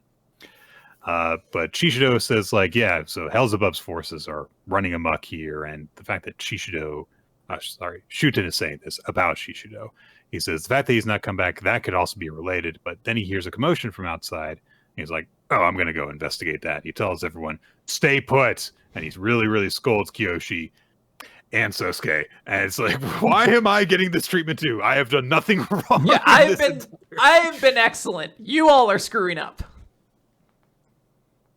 So Sosuke and Kiyoshi chat for a little bit. And Sosuke's like, yeah, we got to hurry up and find everyone and go home. But all of a sudden, from next to them, a strange newcomer arrives, and he is chowing down on Wiki D's spicy burgers. He looks over at Kiyoshi's food, and he's like, oh man, you got the limited time Inferno fries. I was actually really considering ordering them. I'd love to try some. And Kiyoshi goes, would you like some? And Sosuke's like, you're not supposed to hurt that way. Why are you drawing attention to yourself? Stop it, stop it, stop it. But the guy grabs the fries and bites his fingers off eating them. So he's a very normal person. Yeah. And, yep. So he's like, oh man, someone else's food always looks so good. But actually, these fries aren't that tasty. Wiki D's limited time stuff is usually great. What's that? Is this chicken yours? It looks delicious. And he grabs Cook and goes to fully bite his head off until Kiyoshi grabs him by the wrist and Sosuke points his water finger guns at him point blank. And they're like, hands off. They're so cool when it happens too. They have like sunglasses and like their heads down. They look very cool in this moment. Yeah, explain this panel to someone with no context. And I feel like the thing that'd be most obvious would be like, why does the chicken have sneakers? You'd be like, that's honestly the least important fact about this chicken you're going to need to process. So the newcomer says, all right, I understand. I shouldn't be taking advantage of other people's kindness. All right, I gotta go. I'll pay you back next time I see you. Bye-bye. What's so interesting is they don't follow it up with, and then Beelzebub is the other great demon that's in this area. Like, they've given all that context and then shown us this guy. And I'm like, well, obviously he's going to be the dude they were just talking about. But they don't reveal it in this chapter. Nope. Yeah, we don't even see his fingers grow back after he just ate them. So, Shuten comes back and says that he's gotten news that Shishido has been captured, which of course we knew about previously. And he got this from a extra news bulletin, which is that Shishido not only has been captured, but he's going to be publicly executed. So, but this means that they don't need to actually search around for Shishido in order to find him. So they're like, all right, we'll just have to stage a jailbreak of some kind. And Tosca at that moment comes running back. He's got bags full of to-go food. And Kiyoshi says, why do you have all of that? And Shuten grabs one of the bags and says, Mr. Shishido's probably hungry. Let's go pick up our commander and bring him a little treat. Awesome. Yeah. Fun chapter. Very fun chapter. Liked what we're previewing. Liked our weird little dude here. Just good stuff. Made me really hungry too. It was like having Food Wars back in the magazine for a chapter. Yeah, but with a lot more self-cannibalism. I mean, Nick, don't you ever think about how tasty your little fingies might be? Like, just a little bit. No. But they're always like picking up delicious things. Is that not some of that flavor soaked in? Don't you have like little tasty little nubbies? Quinn, there's a tongue in your mouth and it can like... Wait, there's a what? There's a what now? Yeah, that's the thing that detects taste. It's a muscle. It's very wet. Oh. Yeah. I guess there should be... How many fingers have you eaten, Quinn? I would count, but, well, All right. Marriagetoxin, chapter 142. We get, to begin with, a map, or at least a diagram, of the sanctuary where Gero is being held. There are very low levels, which are the bottom level dregs, and actually Gero's like on just the second to last level currently, because he was just in the arena, and they're just beneath the restricted ground floor where the actual management is. And every floor, we are told, is below ground except for that top layer. So PK, the stranger that Gero has met and kind of sort of befriended, says, yeah, anyone who comes to this place, no one ever sees the light of day again, with one exception. And Gero knows that, like, this sucks. Like, the fact that I'm here means that I've been cursed to live in shame, which is a fate worse than death. That is the philosophy the underworld lives by. And PK says, most of the people that are there ran into their employer's bad graces, but sometimes people like cross a line that they shouldn't have. But I'm sure you know that, right? Like you've heard of like people who wind up here, and Garo knows like, yeah, there are people who cross a line and then a cleanup job gets brought in to the top 5 families. And Garo, we see, has been part of that cleanup job in the past along with some of his companions. So they serve as the people who are captured this way also serve as a warning to others. And this is, no one ever gets out of here. But he thinks to himself, if I recall correctly, the overseer and manager is one of the top 5. Ooh. PK asks, what did you do to wind up in here? Did you do something real bad? And Garo thinks, I don't actually know. Like, it doesn't make sense for Nasu to have sent him here. And he thinks, like, also, Grandma, I don't think would send me here. And he recalls being rescued from the battle with Nasu and wonders, like, who did that? And why did they do that? And then he says, like, hey, you said that people who fall into the sanctuary never get out, with one exception. And PK says, yeah, people here have lost their freedom, but this is the underworld. So the strong rise above everyone else. All you gotta do is keep winning at the blood battle arena and be recognized as the beast champion. And Garo realizes, like, oh, the feeling that I sensed before is a hunger for freedom, which is being dangled before everyone. But PK says, look, don't ever go over against the guy overseeing the sanctuary, or else it's the pit of dregs for you. And Garo jumps out into the opening in the middle of the floor of the tower and goes, yeah, thanks, PK, and just starts jumping up towards the top levels. He vaults off balcony to balcony to balcony as guards tell him to stop, and he's like, I don't have time to marathon an arena. I don't have time for that. Mm-hmm. Some of the other inmates come in to try and stop him, and in fact, it is the ones that we saw Garo was part of the cleanup effort to stop before, and Garo just, they're all done. Every one of them gets a little introduction of like, this is this person, this is this person. He just takes them out immediately. He does admit, however, that his wounds are still fresh, and he just had to fight, a guy in the arena. So this is going to suck. He doesn't have any of his usual equipment, but he's like, I can't give in. Himekawa, Akakura, Urishino, they are all undergoing much worse torment than I am. There is no time to waste. But as he climbs, he imagines the face of Nasu looming up before him and thinks, but can I win against him? But then he shakes himself out of it, gets up the last ladder, kicks out the hatch, and thinks, I don't have time to have self-doubt. I gotta get out of here. I'm going to see this through. And he gets out to the outside of the prison, where it's revealed that everything is on an isolated island in the middle of a stormy ocean. And just as he gets outside, his collar starts squeezing him and throttling him, because it turns out it is a snake, which it did look like before. He collapses, and just as he realizes, I knew it. This facility is the Beast Clan's turf. And Tonako Dogo has arrived with her giant wolf companion person. For a moment, I thought you were going to say giant something else. Okay. They're there as well, though. Yeah, well, so she says, like, yeah, are you surprised? You see, a long time ago, the catastrophic genius, the wind user Kazuya Amagi, unleashed his power to help his scion escape. And since then, these waters have become a natural prison, walled in by raging storms.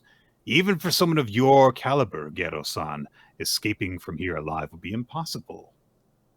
And so Garo's like, it seems then that my caliber has been misjudged. All right.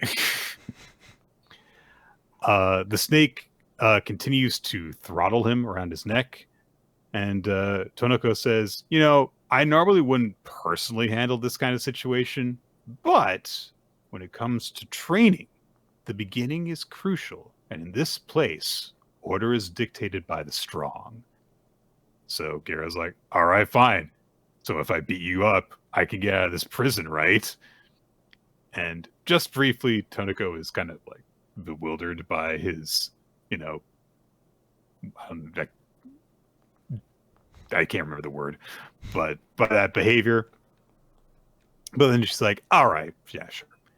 I'll let you out of this prison if you devote yourself to me and become my mate. Which Garo was clearly not expecting that response. But that's our chapter. Yeah. It's an interesting thing. Poor Garo cannot escape that everyone really wants his children. They really, really want it. And it's an amusing thing for him to continuously run into. This is honestly about as average of a chapter of Marriagetoxin as I've kind of seen. Like, even like the big reveal of like, oh my god, the prison's in the ocean. I'm like, I've seen this multiple times. Yeah. Famously, the Marvel Universe has like a prison on the ocean. Like, it's, you know, it's cool, it's fine. Even the collar being a snake, all that sort of stuff. But it's still Marriagetoxin. It's still good. The art is incredible, and I really like the moment of Garu like rushing to the top because he's like, I see someone tries to want to like have me go through this whole rigmarole. I don't have time for that. I have people to save. Like, my friends are suffering as a result of me, and like I'm going to save them. Like, I really like that moment. Yeah, that kind of like genre savviness of like, oh, this is the training arc someone wants to go on. Yeah, I know. Like, I don't have months to get stronger. My friends are in danger right now. And it's interesting because, like, you know, we kind of assumed before, but this is who Kinosaki was talking to before. So this is what Kinosaki ultimately wants. It's like, we need Garo to get stronger. So, like, whatever you need to do, do it. You need to do to get him stronger. Yeah, absolutely. Probably wasn't counting on Tonoko being like, okay, have my babies. Well, I assume he's not going to agree to that. That would be that'd be wild though if he was like, yeah, you know what, I could use a good screw. Like, let's go for it. I kind of want to have a couple bastards. I'll just act completely out of character this one time, yeah. Sure. But good stuff. I like this chapter, even though, again, not that much to it. But we're going to talk about chapters that have a lot going on, Nick. Chapter 117 of New Exorcist. Far too outrageous, man. Two real big things going on in this chapter, Nick. Is there? Yeah. So, again, breasts. Yeah, okay. Natsuki, rather. I keep on saying that. Natsuki has been trapped underneath the rubble with Gakuro, and she thinks, oh no, this is how he stole the purity of a girl, and now it's going to happen to me too. And she's all, you know, blushy about it. And honestly, there is a panel that I do think is actually quite amusing, which is her imagining like herself being swept up by like a very suave, debonair Gakuro while she's wearing a little black dress, and in the corner is her face, so she's going like, it's. I actually think that's a nice image. Meanwhile, Gakuro's like, "Are you okay?" And she's like, "I'm not prepared." And so, completely different things going on in their heads. We cut out to a little bit to, you know, the excavation effort with, you know, Dorio and stuff, as he's imagining like, what if they're under there right now, and like, what if Gakuro is being a smug bastard and is using my niece's lap as a pillow and being an asshole about it. And so he's like, I'm going to kill that motherfucker. I like the brief shot of smug Gakuro we get. He's so sad. He's like, you know, this is perfectly fine that we make fun of your uncle, basically, because I'm your husband.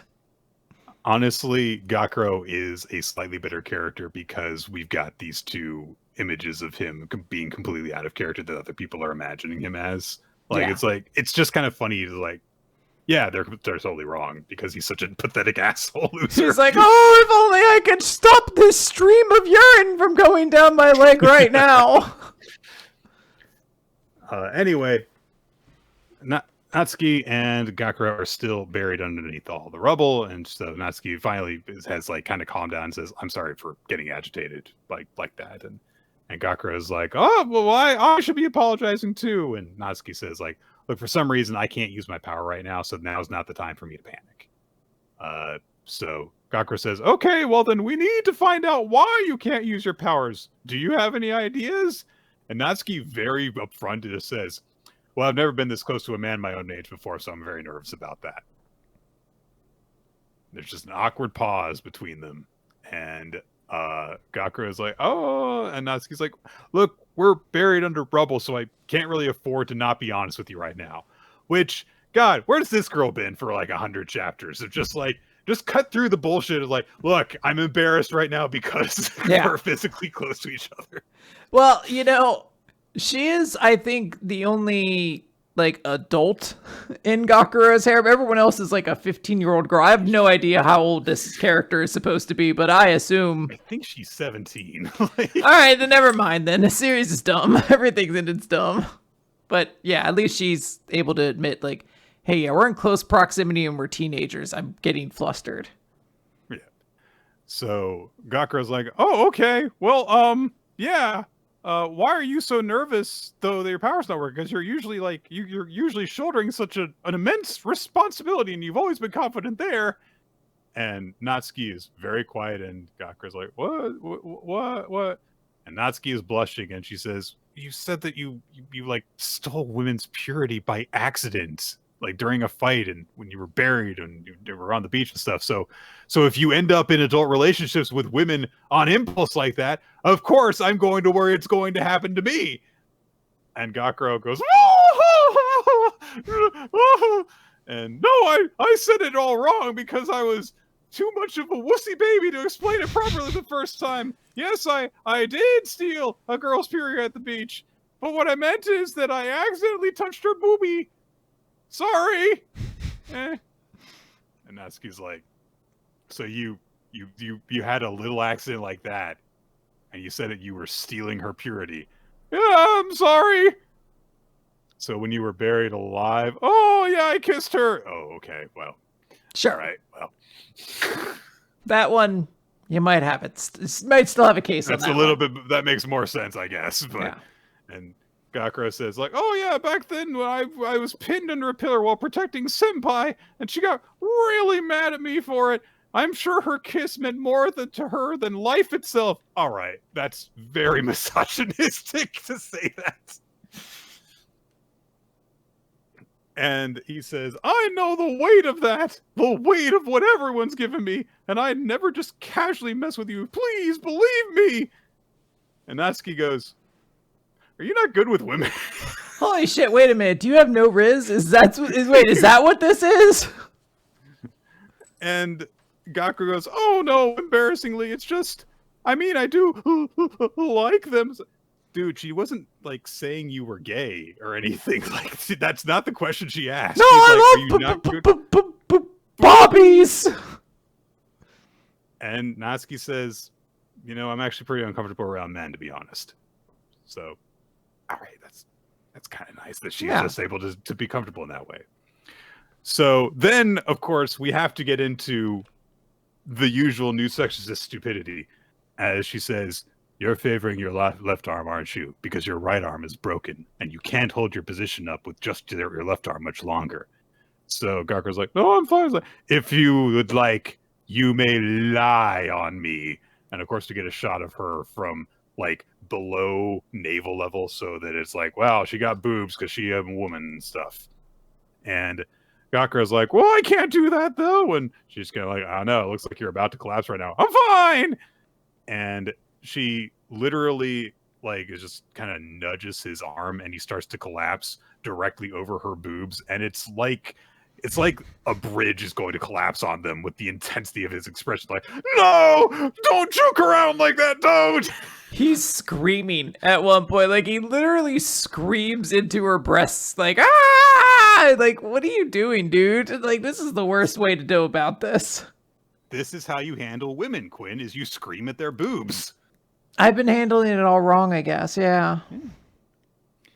And so Gakura is like, I can still hold myself up. And Natsuki's just like, just lie on me. Just come on. Just come here. She's like, you're making this so much more awkward than it is, dude. just nudge yourself forward so that your head goes over her shoulder instead of into her boobs. Like it's like you're acting this way on purpose so that when you collapse, you can be like, oh, I did everything I could, but I still wound up here. I'm such a noble hero. I will enjoy these breasts in my mouth, though. But unbelievably, his determination to not collapse on her makes Natsuki think he's strong. But then they like make eye contact, I guess, while they're close to each other, and Gakuro gets all blushy and embarrassed. And Natsuki thinks that this is very amusing, and she's like, "You're like really stubborn, but you're also incredibly weak with women. You're a very intriguing person."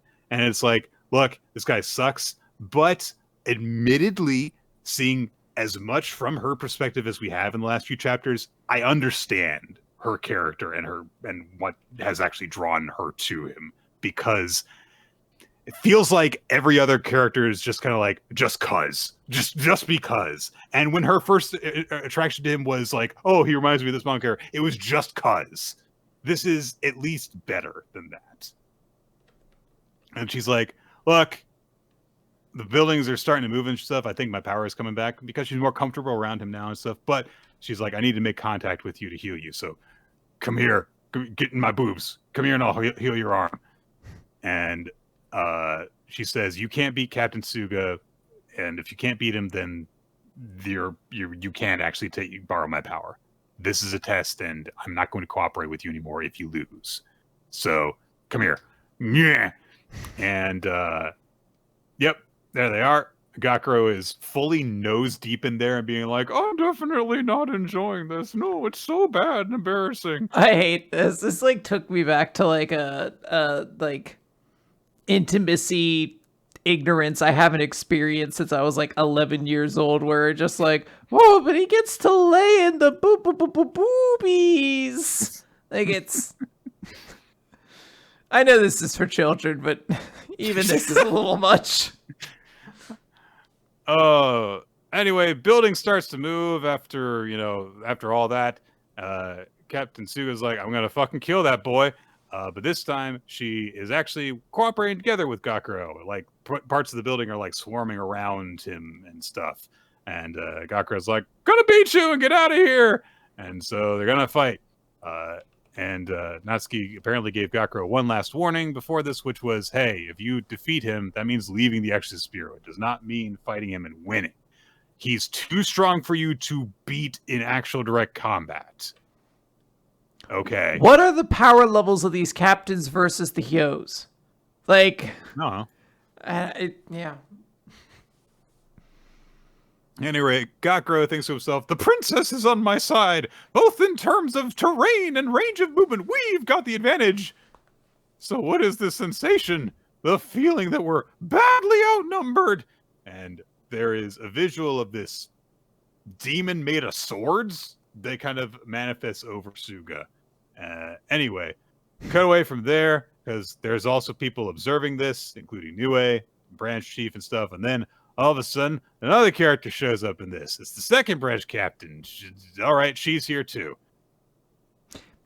I don't know why. I want to see like a day-to-day like life of a captain. Is it just like fuck around, not do anything, and then show up where it's funny? This is not a particularly good chapter. As noted, this was one of the chapters that I finished reading, and I was like, why do I do this to myself?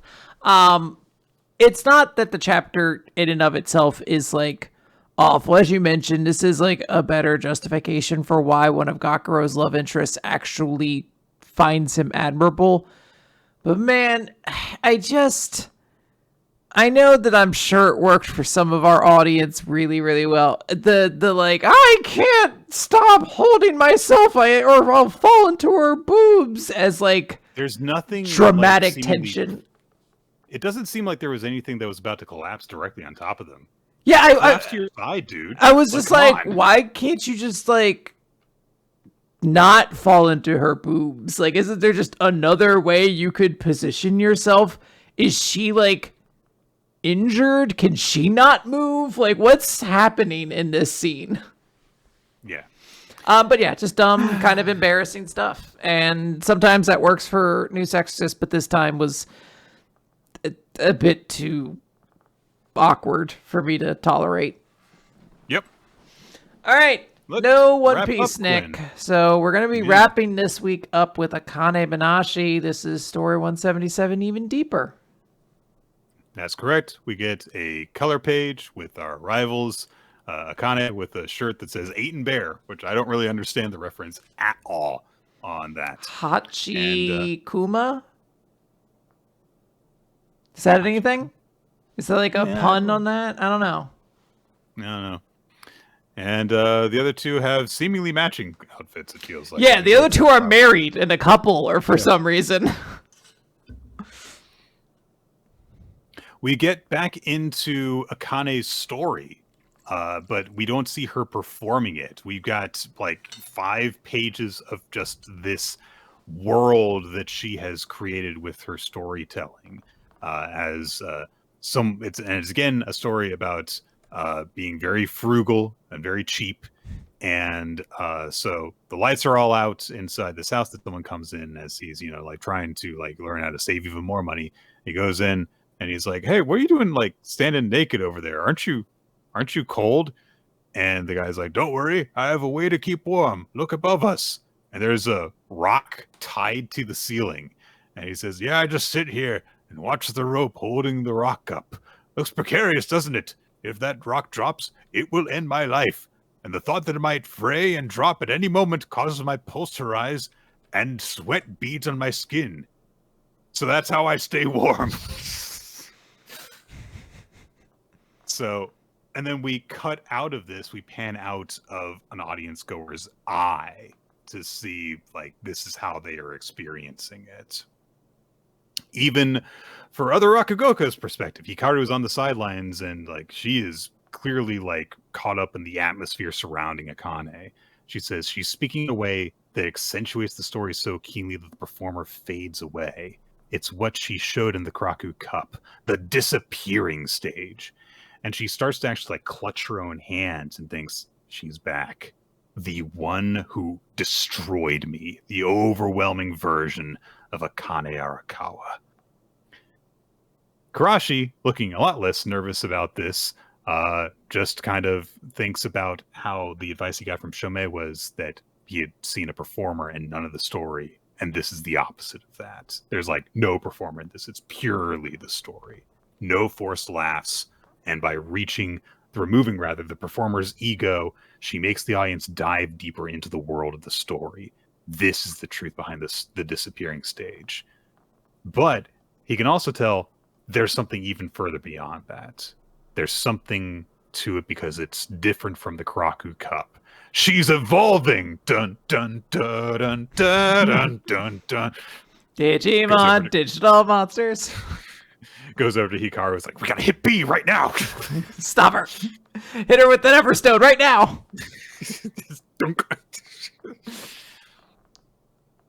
So he now starts to like tap at his arms, like, what did she do? How did she change and turn out this way?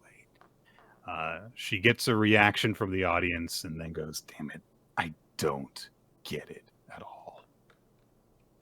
We dive back into the world of Akane's story, to one telling another the secret to becoming rich. And he says, you want a light because you're not wearing any footwear? There's a rock right at your feet. Do you see it? Feel free to pick it up and smash yourself between the eyes with it. And he's like, "But if I do that, I'm gonna see stars." "Yes, and then you'll have starlight to see by. Waka waka." Ba-da-bum, ba-da-bum. It's kind of like a morbid and depressing comedy, but yeah. Iken is watching this via the stream and thinks she didn't insist upon herself. She matched the energy of the audience. Pitch perfect depictions that guide you without resistance into the world of the imagination.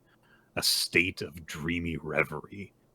And yeah, one of the audience goers seems like they're like witnessing a universe being born. Yeah, one of them's tripping. Like one of them's like, "I shouldn't have taken those 7 edibles before I left the house." And for those in the audience who took drugs before the performance, it's really hitting hard right now. This is the key to ultimate rakugo. You put acid in everyone's drinks. Akane says it goes deeper than sinking into the story. It frees you from your earthly concerns and gives you the delight of immersion, an invitation into the story's world. In that sense alone, she stands at the level of an Okanban. The auditorium exists within Akane Arakawa's creation. And once more, we zoom out from the audience as we did in the previous chapter, but this time we zoom out of the panel of the manga where the audience is, and Akane's hands come into focus and cup the panel, and then we get a 2-page spread of her holding the entire theater in her hands. Gorgeous shit. Yeah, it's really incredible. So we cut from Akane performing through a stream, through a TV, to the home of Isho Arakawa. And he is sitting in a chair, and he grins to himself. What a great way to end the chapter, too. Yeah, he's one moment. He's watching his student? Rival? He is his student right now. Yes. Question mark. As Ninja just pointed out, I do believe it is some venue as opposed to his home because he's in a green room when he's doing it. That's true. Yeah. He just did a show. Yeah. But I don't believe he is at the event because he's watching it on TV. And yeah, he gets a little wicked smile when he's like, she figured it out. Like in this weird way, he's like, I'm making her what she needs to be. It's kind of satisfying. Yeah, great chapter to end things on. And that is going to do it for us. So, Quinn, can you tell me what your favorite chapter this week was and who your MVP was? Chapter of the week, I think, is probably going to go to Akane-banashi, that 2-page color spread, or not color spread, but just the 2-page spread. It was really, really incredible. Like, it's just one of those things you really just want to kind of sit and look at a little bit more. I love the art style and the brush strokes used on it, or pen strokes, whatever. So yeah, like the Akane-banashi a lot. Really, really good. I have to say Akane-banashi as well. When I was kind of like thinking of it to myself earlier today, I was like, maybe like Marriagetoxin or something. And I think it was just a matter of like, it had just been a little while since I had read the chapter and remembered like how good it was. But yeah, Akane-banashi with just continuing how incredibly immersive and just blown away by her performance and the way it's portrayed in these chapters. And on top of that, now we're getting the reactions of her peers and rivals and her seniors in the field is really, really driving home just how impressive this is. And it feels like finally, like she went through a lot in this arc in order to get to this point, and it's nice to see it paying dividends. Yeah, this has been very satisfying payoff for a lot of buildup. My MVP is going to be Ira, because I thought the moment where she walks up and just starts doing the hand motion with Okarun was legitimately the most precious. But like I audibly like gasped in like adorableness as I saw it happen. It was one of those like visceral reactions. So yeah, really, really enjoyed her. Yeah, that was very precious. But I'm going to definitely go with Minerva. I thought that her standing up for her husband and then standing up for her child were both really cool moments. The slap heard around the world where she beats the shit out of Jiki Shirane and then delivers a really cool speech about how she'll love her child enough for 1 million people. Really, really good stuff. Yeah. The audience, by the way, agreed with Blue Box and Minerva. So actually, this appears to be one of the few weeks where almost everyone agreed in MVP. Looks like Squirrel Dude picked Taiki. And outside of that, everyone else went straight down the Minerva train. So all the Minervadites are eating good tonight. Minerva Knights. Yeah, Minerva Knights. All right. Guys, that is going to do it for Weekly Manga Recap. We want to thank you for joining us here back on our usual night, Wednesday. And we should be back next Wednesday with more Weekly Manga Recap. We should start up at about 7:30 Eastern Time here on twitch.tv/RoloC. But if you want a more exact time, you can follow us on social media. Rolo T, Nick F Time, and Weekly Manga Recap are the BlueSky accounts. And also follow WMR Votes on there so you know when the MVP and favorite series polls are available to make your voice heard so that you can have the group announcement as well and contribute your opinion to that. We will be getting into more Halloween stuff. It was a short week going into this, so we didn't have a Halloween series recommendation ready, but we are going to be getting into that as we go forward. If you have any last-minute ideas for a Halloween series you want to recommend, you can do that via the Google Doc, which will be linked on our Discord server, which will be linked wherever this is posted to. And do that. You can also ask us a question for a future episode, see stuff that we've done in the past, look at all the MVP and favorite series voting, and all that stuff. Yes. We are also approaching the end of the year, by the way, where we do supplementary. Don't say that. Sorry. Oh, all right. Yeah, I guess we are. Also, this is, I guess, very late from the spiel from before, but I did recall, and I guess I should note that if anyone tries to get the bonus pod package, and you're using an iPhone device, know that Apple will forcibly try to take a cut, and thus it will raise it up to $750 if you don't want to pay that, because that money, to be very clear, just goes straight to Apple. That's just right to them. You can access it if you just access Patreon through a browser instead of through the app or anything like that. Yep. So just be aware of that in terms of your purchasing options. Yes. But in addition to that, if you want to become a regular supporter of the Patreon and maybe help out Quinn a little bit more, then we do have monthly bonus episodes on that, and you can just be a regular supporter, which we would very much appreciate. All of our bonus episodes go on there, and we've been doing stuff on Patreon for getting close to a decade now, so there's a tremendous back catalog of stuff that you can listen to, in addition to all of our regular episodes, which can be found on weeklymangarecap.podbean.com in MP3 form. They're also on iTunes, Spotify, on all the podcast feed kind of places. And the video versions are available on Weekly Manga Recap YouTube channel, youtube.com/weeklymangarecap, which features an opening sequence by Malajack Stillitz and Wizard Cheddar, as well as occasionally title cards by Steve Man, whose artwork you can find by just searching for Steve Man art, and you will find it. Yes. All right. Well, that is going to do it for Weekly Manga Recap this week. I hope everybody was having a good one. I hope everybody had a great time. Next week, we'll probably talk about something spooky. Are you okay with that, Nick? I guess. Yes. Now, I know... I have to. I know the Spookmaster General didn't show up this episode. Small relief, yeah. Yes. But I do need to note, I'm very busy with school, and I know it doesn't seem like it, but these puns do take a little bit of time to write. So, I'm going to have to, actually, I'm breaking kayfabe. The Spookmaster General is very busy with all the hauntings going on recently, and she needs more time to channel her spooktacular powers into great puns with which to get things across. So maybe next week she'll show up. Until then, I believe I'm no longer buried in the yard, I believe was the lore. That's what happens to me during the period of... Quinn, I actively forget all the lore associated with the Spookmaster General every year. Like, I do something to my head via repeated slams with a hammer, and I forget about it so that I don't have it occupying mind space. So I can't help you with that. That's unfortunate, but it does actually make the Spookmaster General stronger when that happens. So thank you for that. She's you don't know the lore. You don't know that's for a fact. Exactly. That might have been established before. All right. Goodbye, everybody. Bye.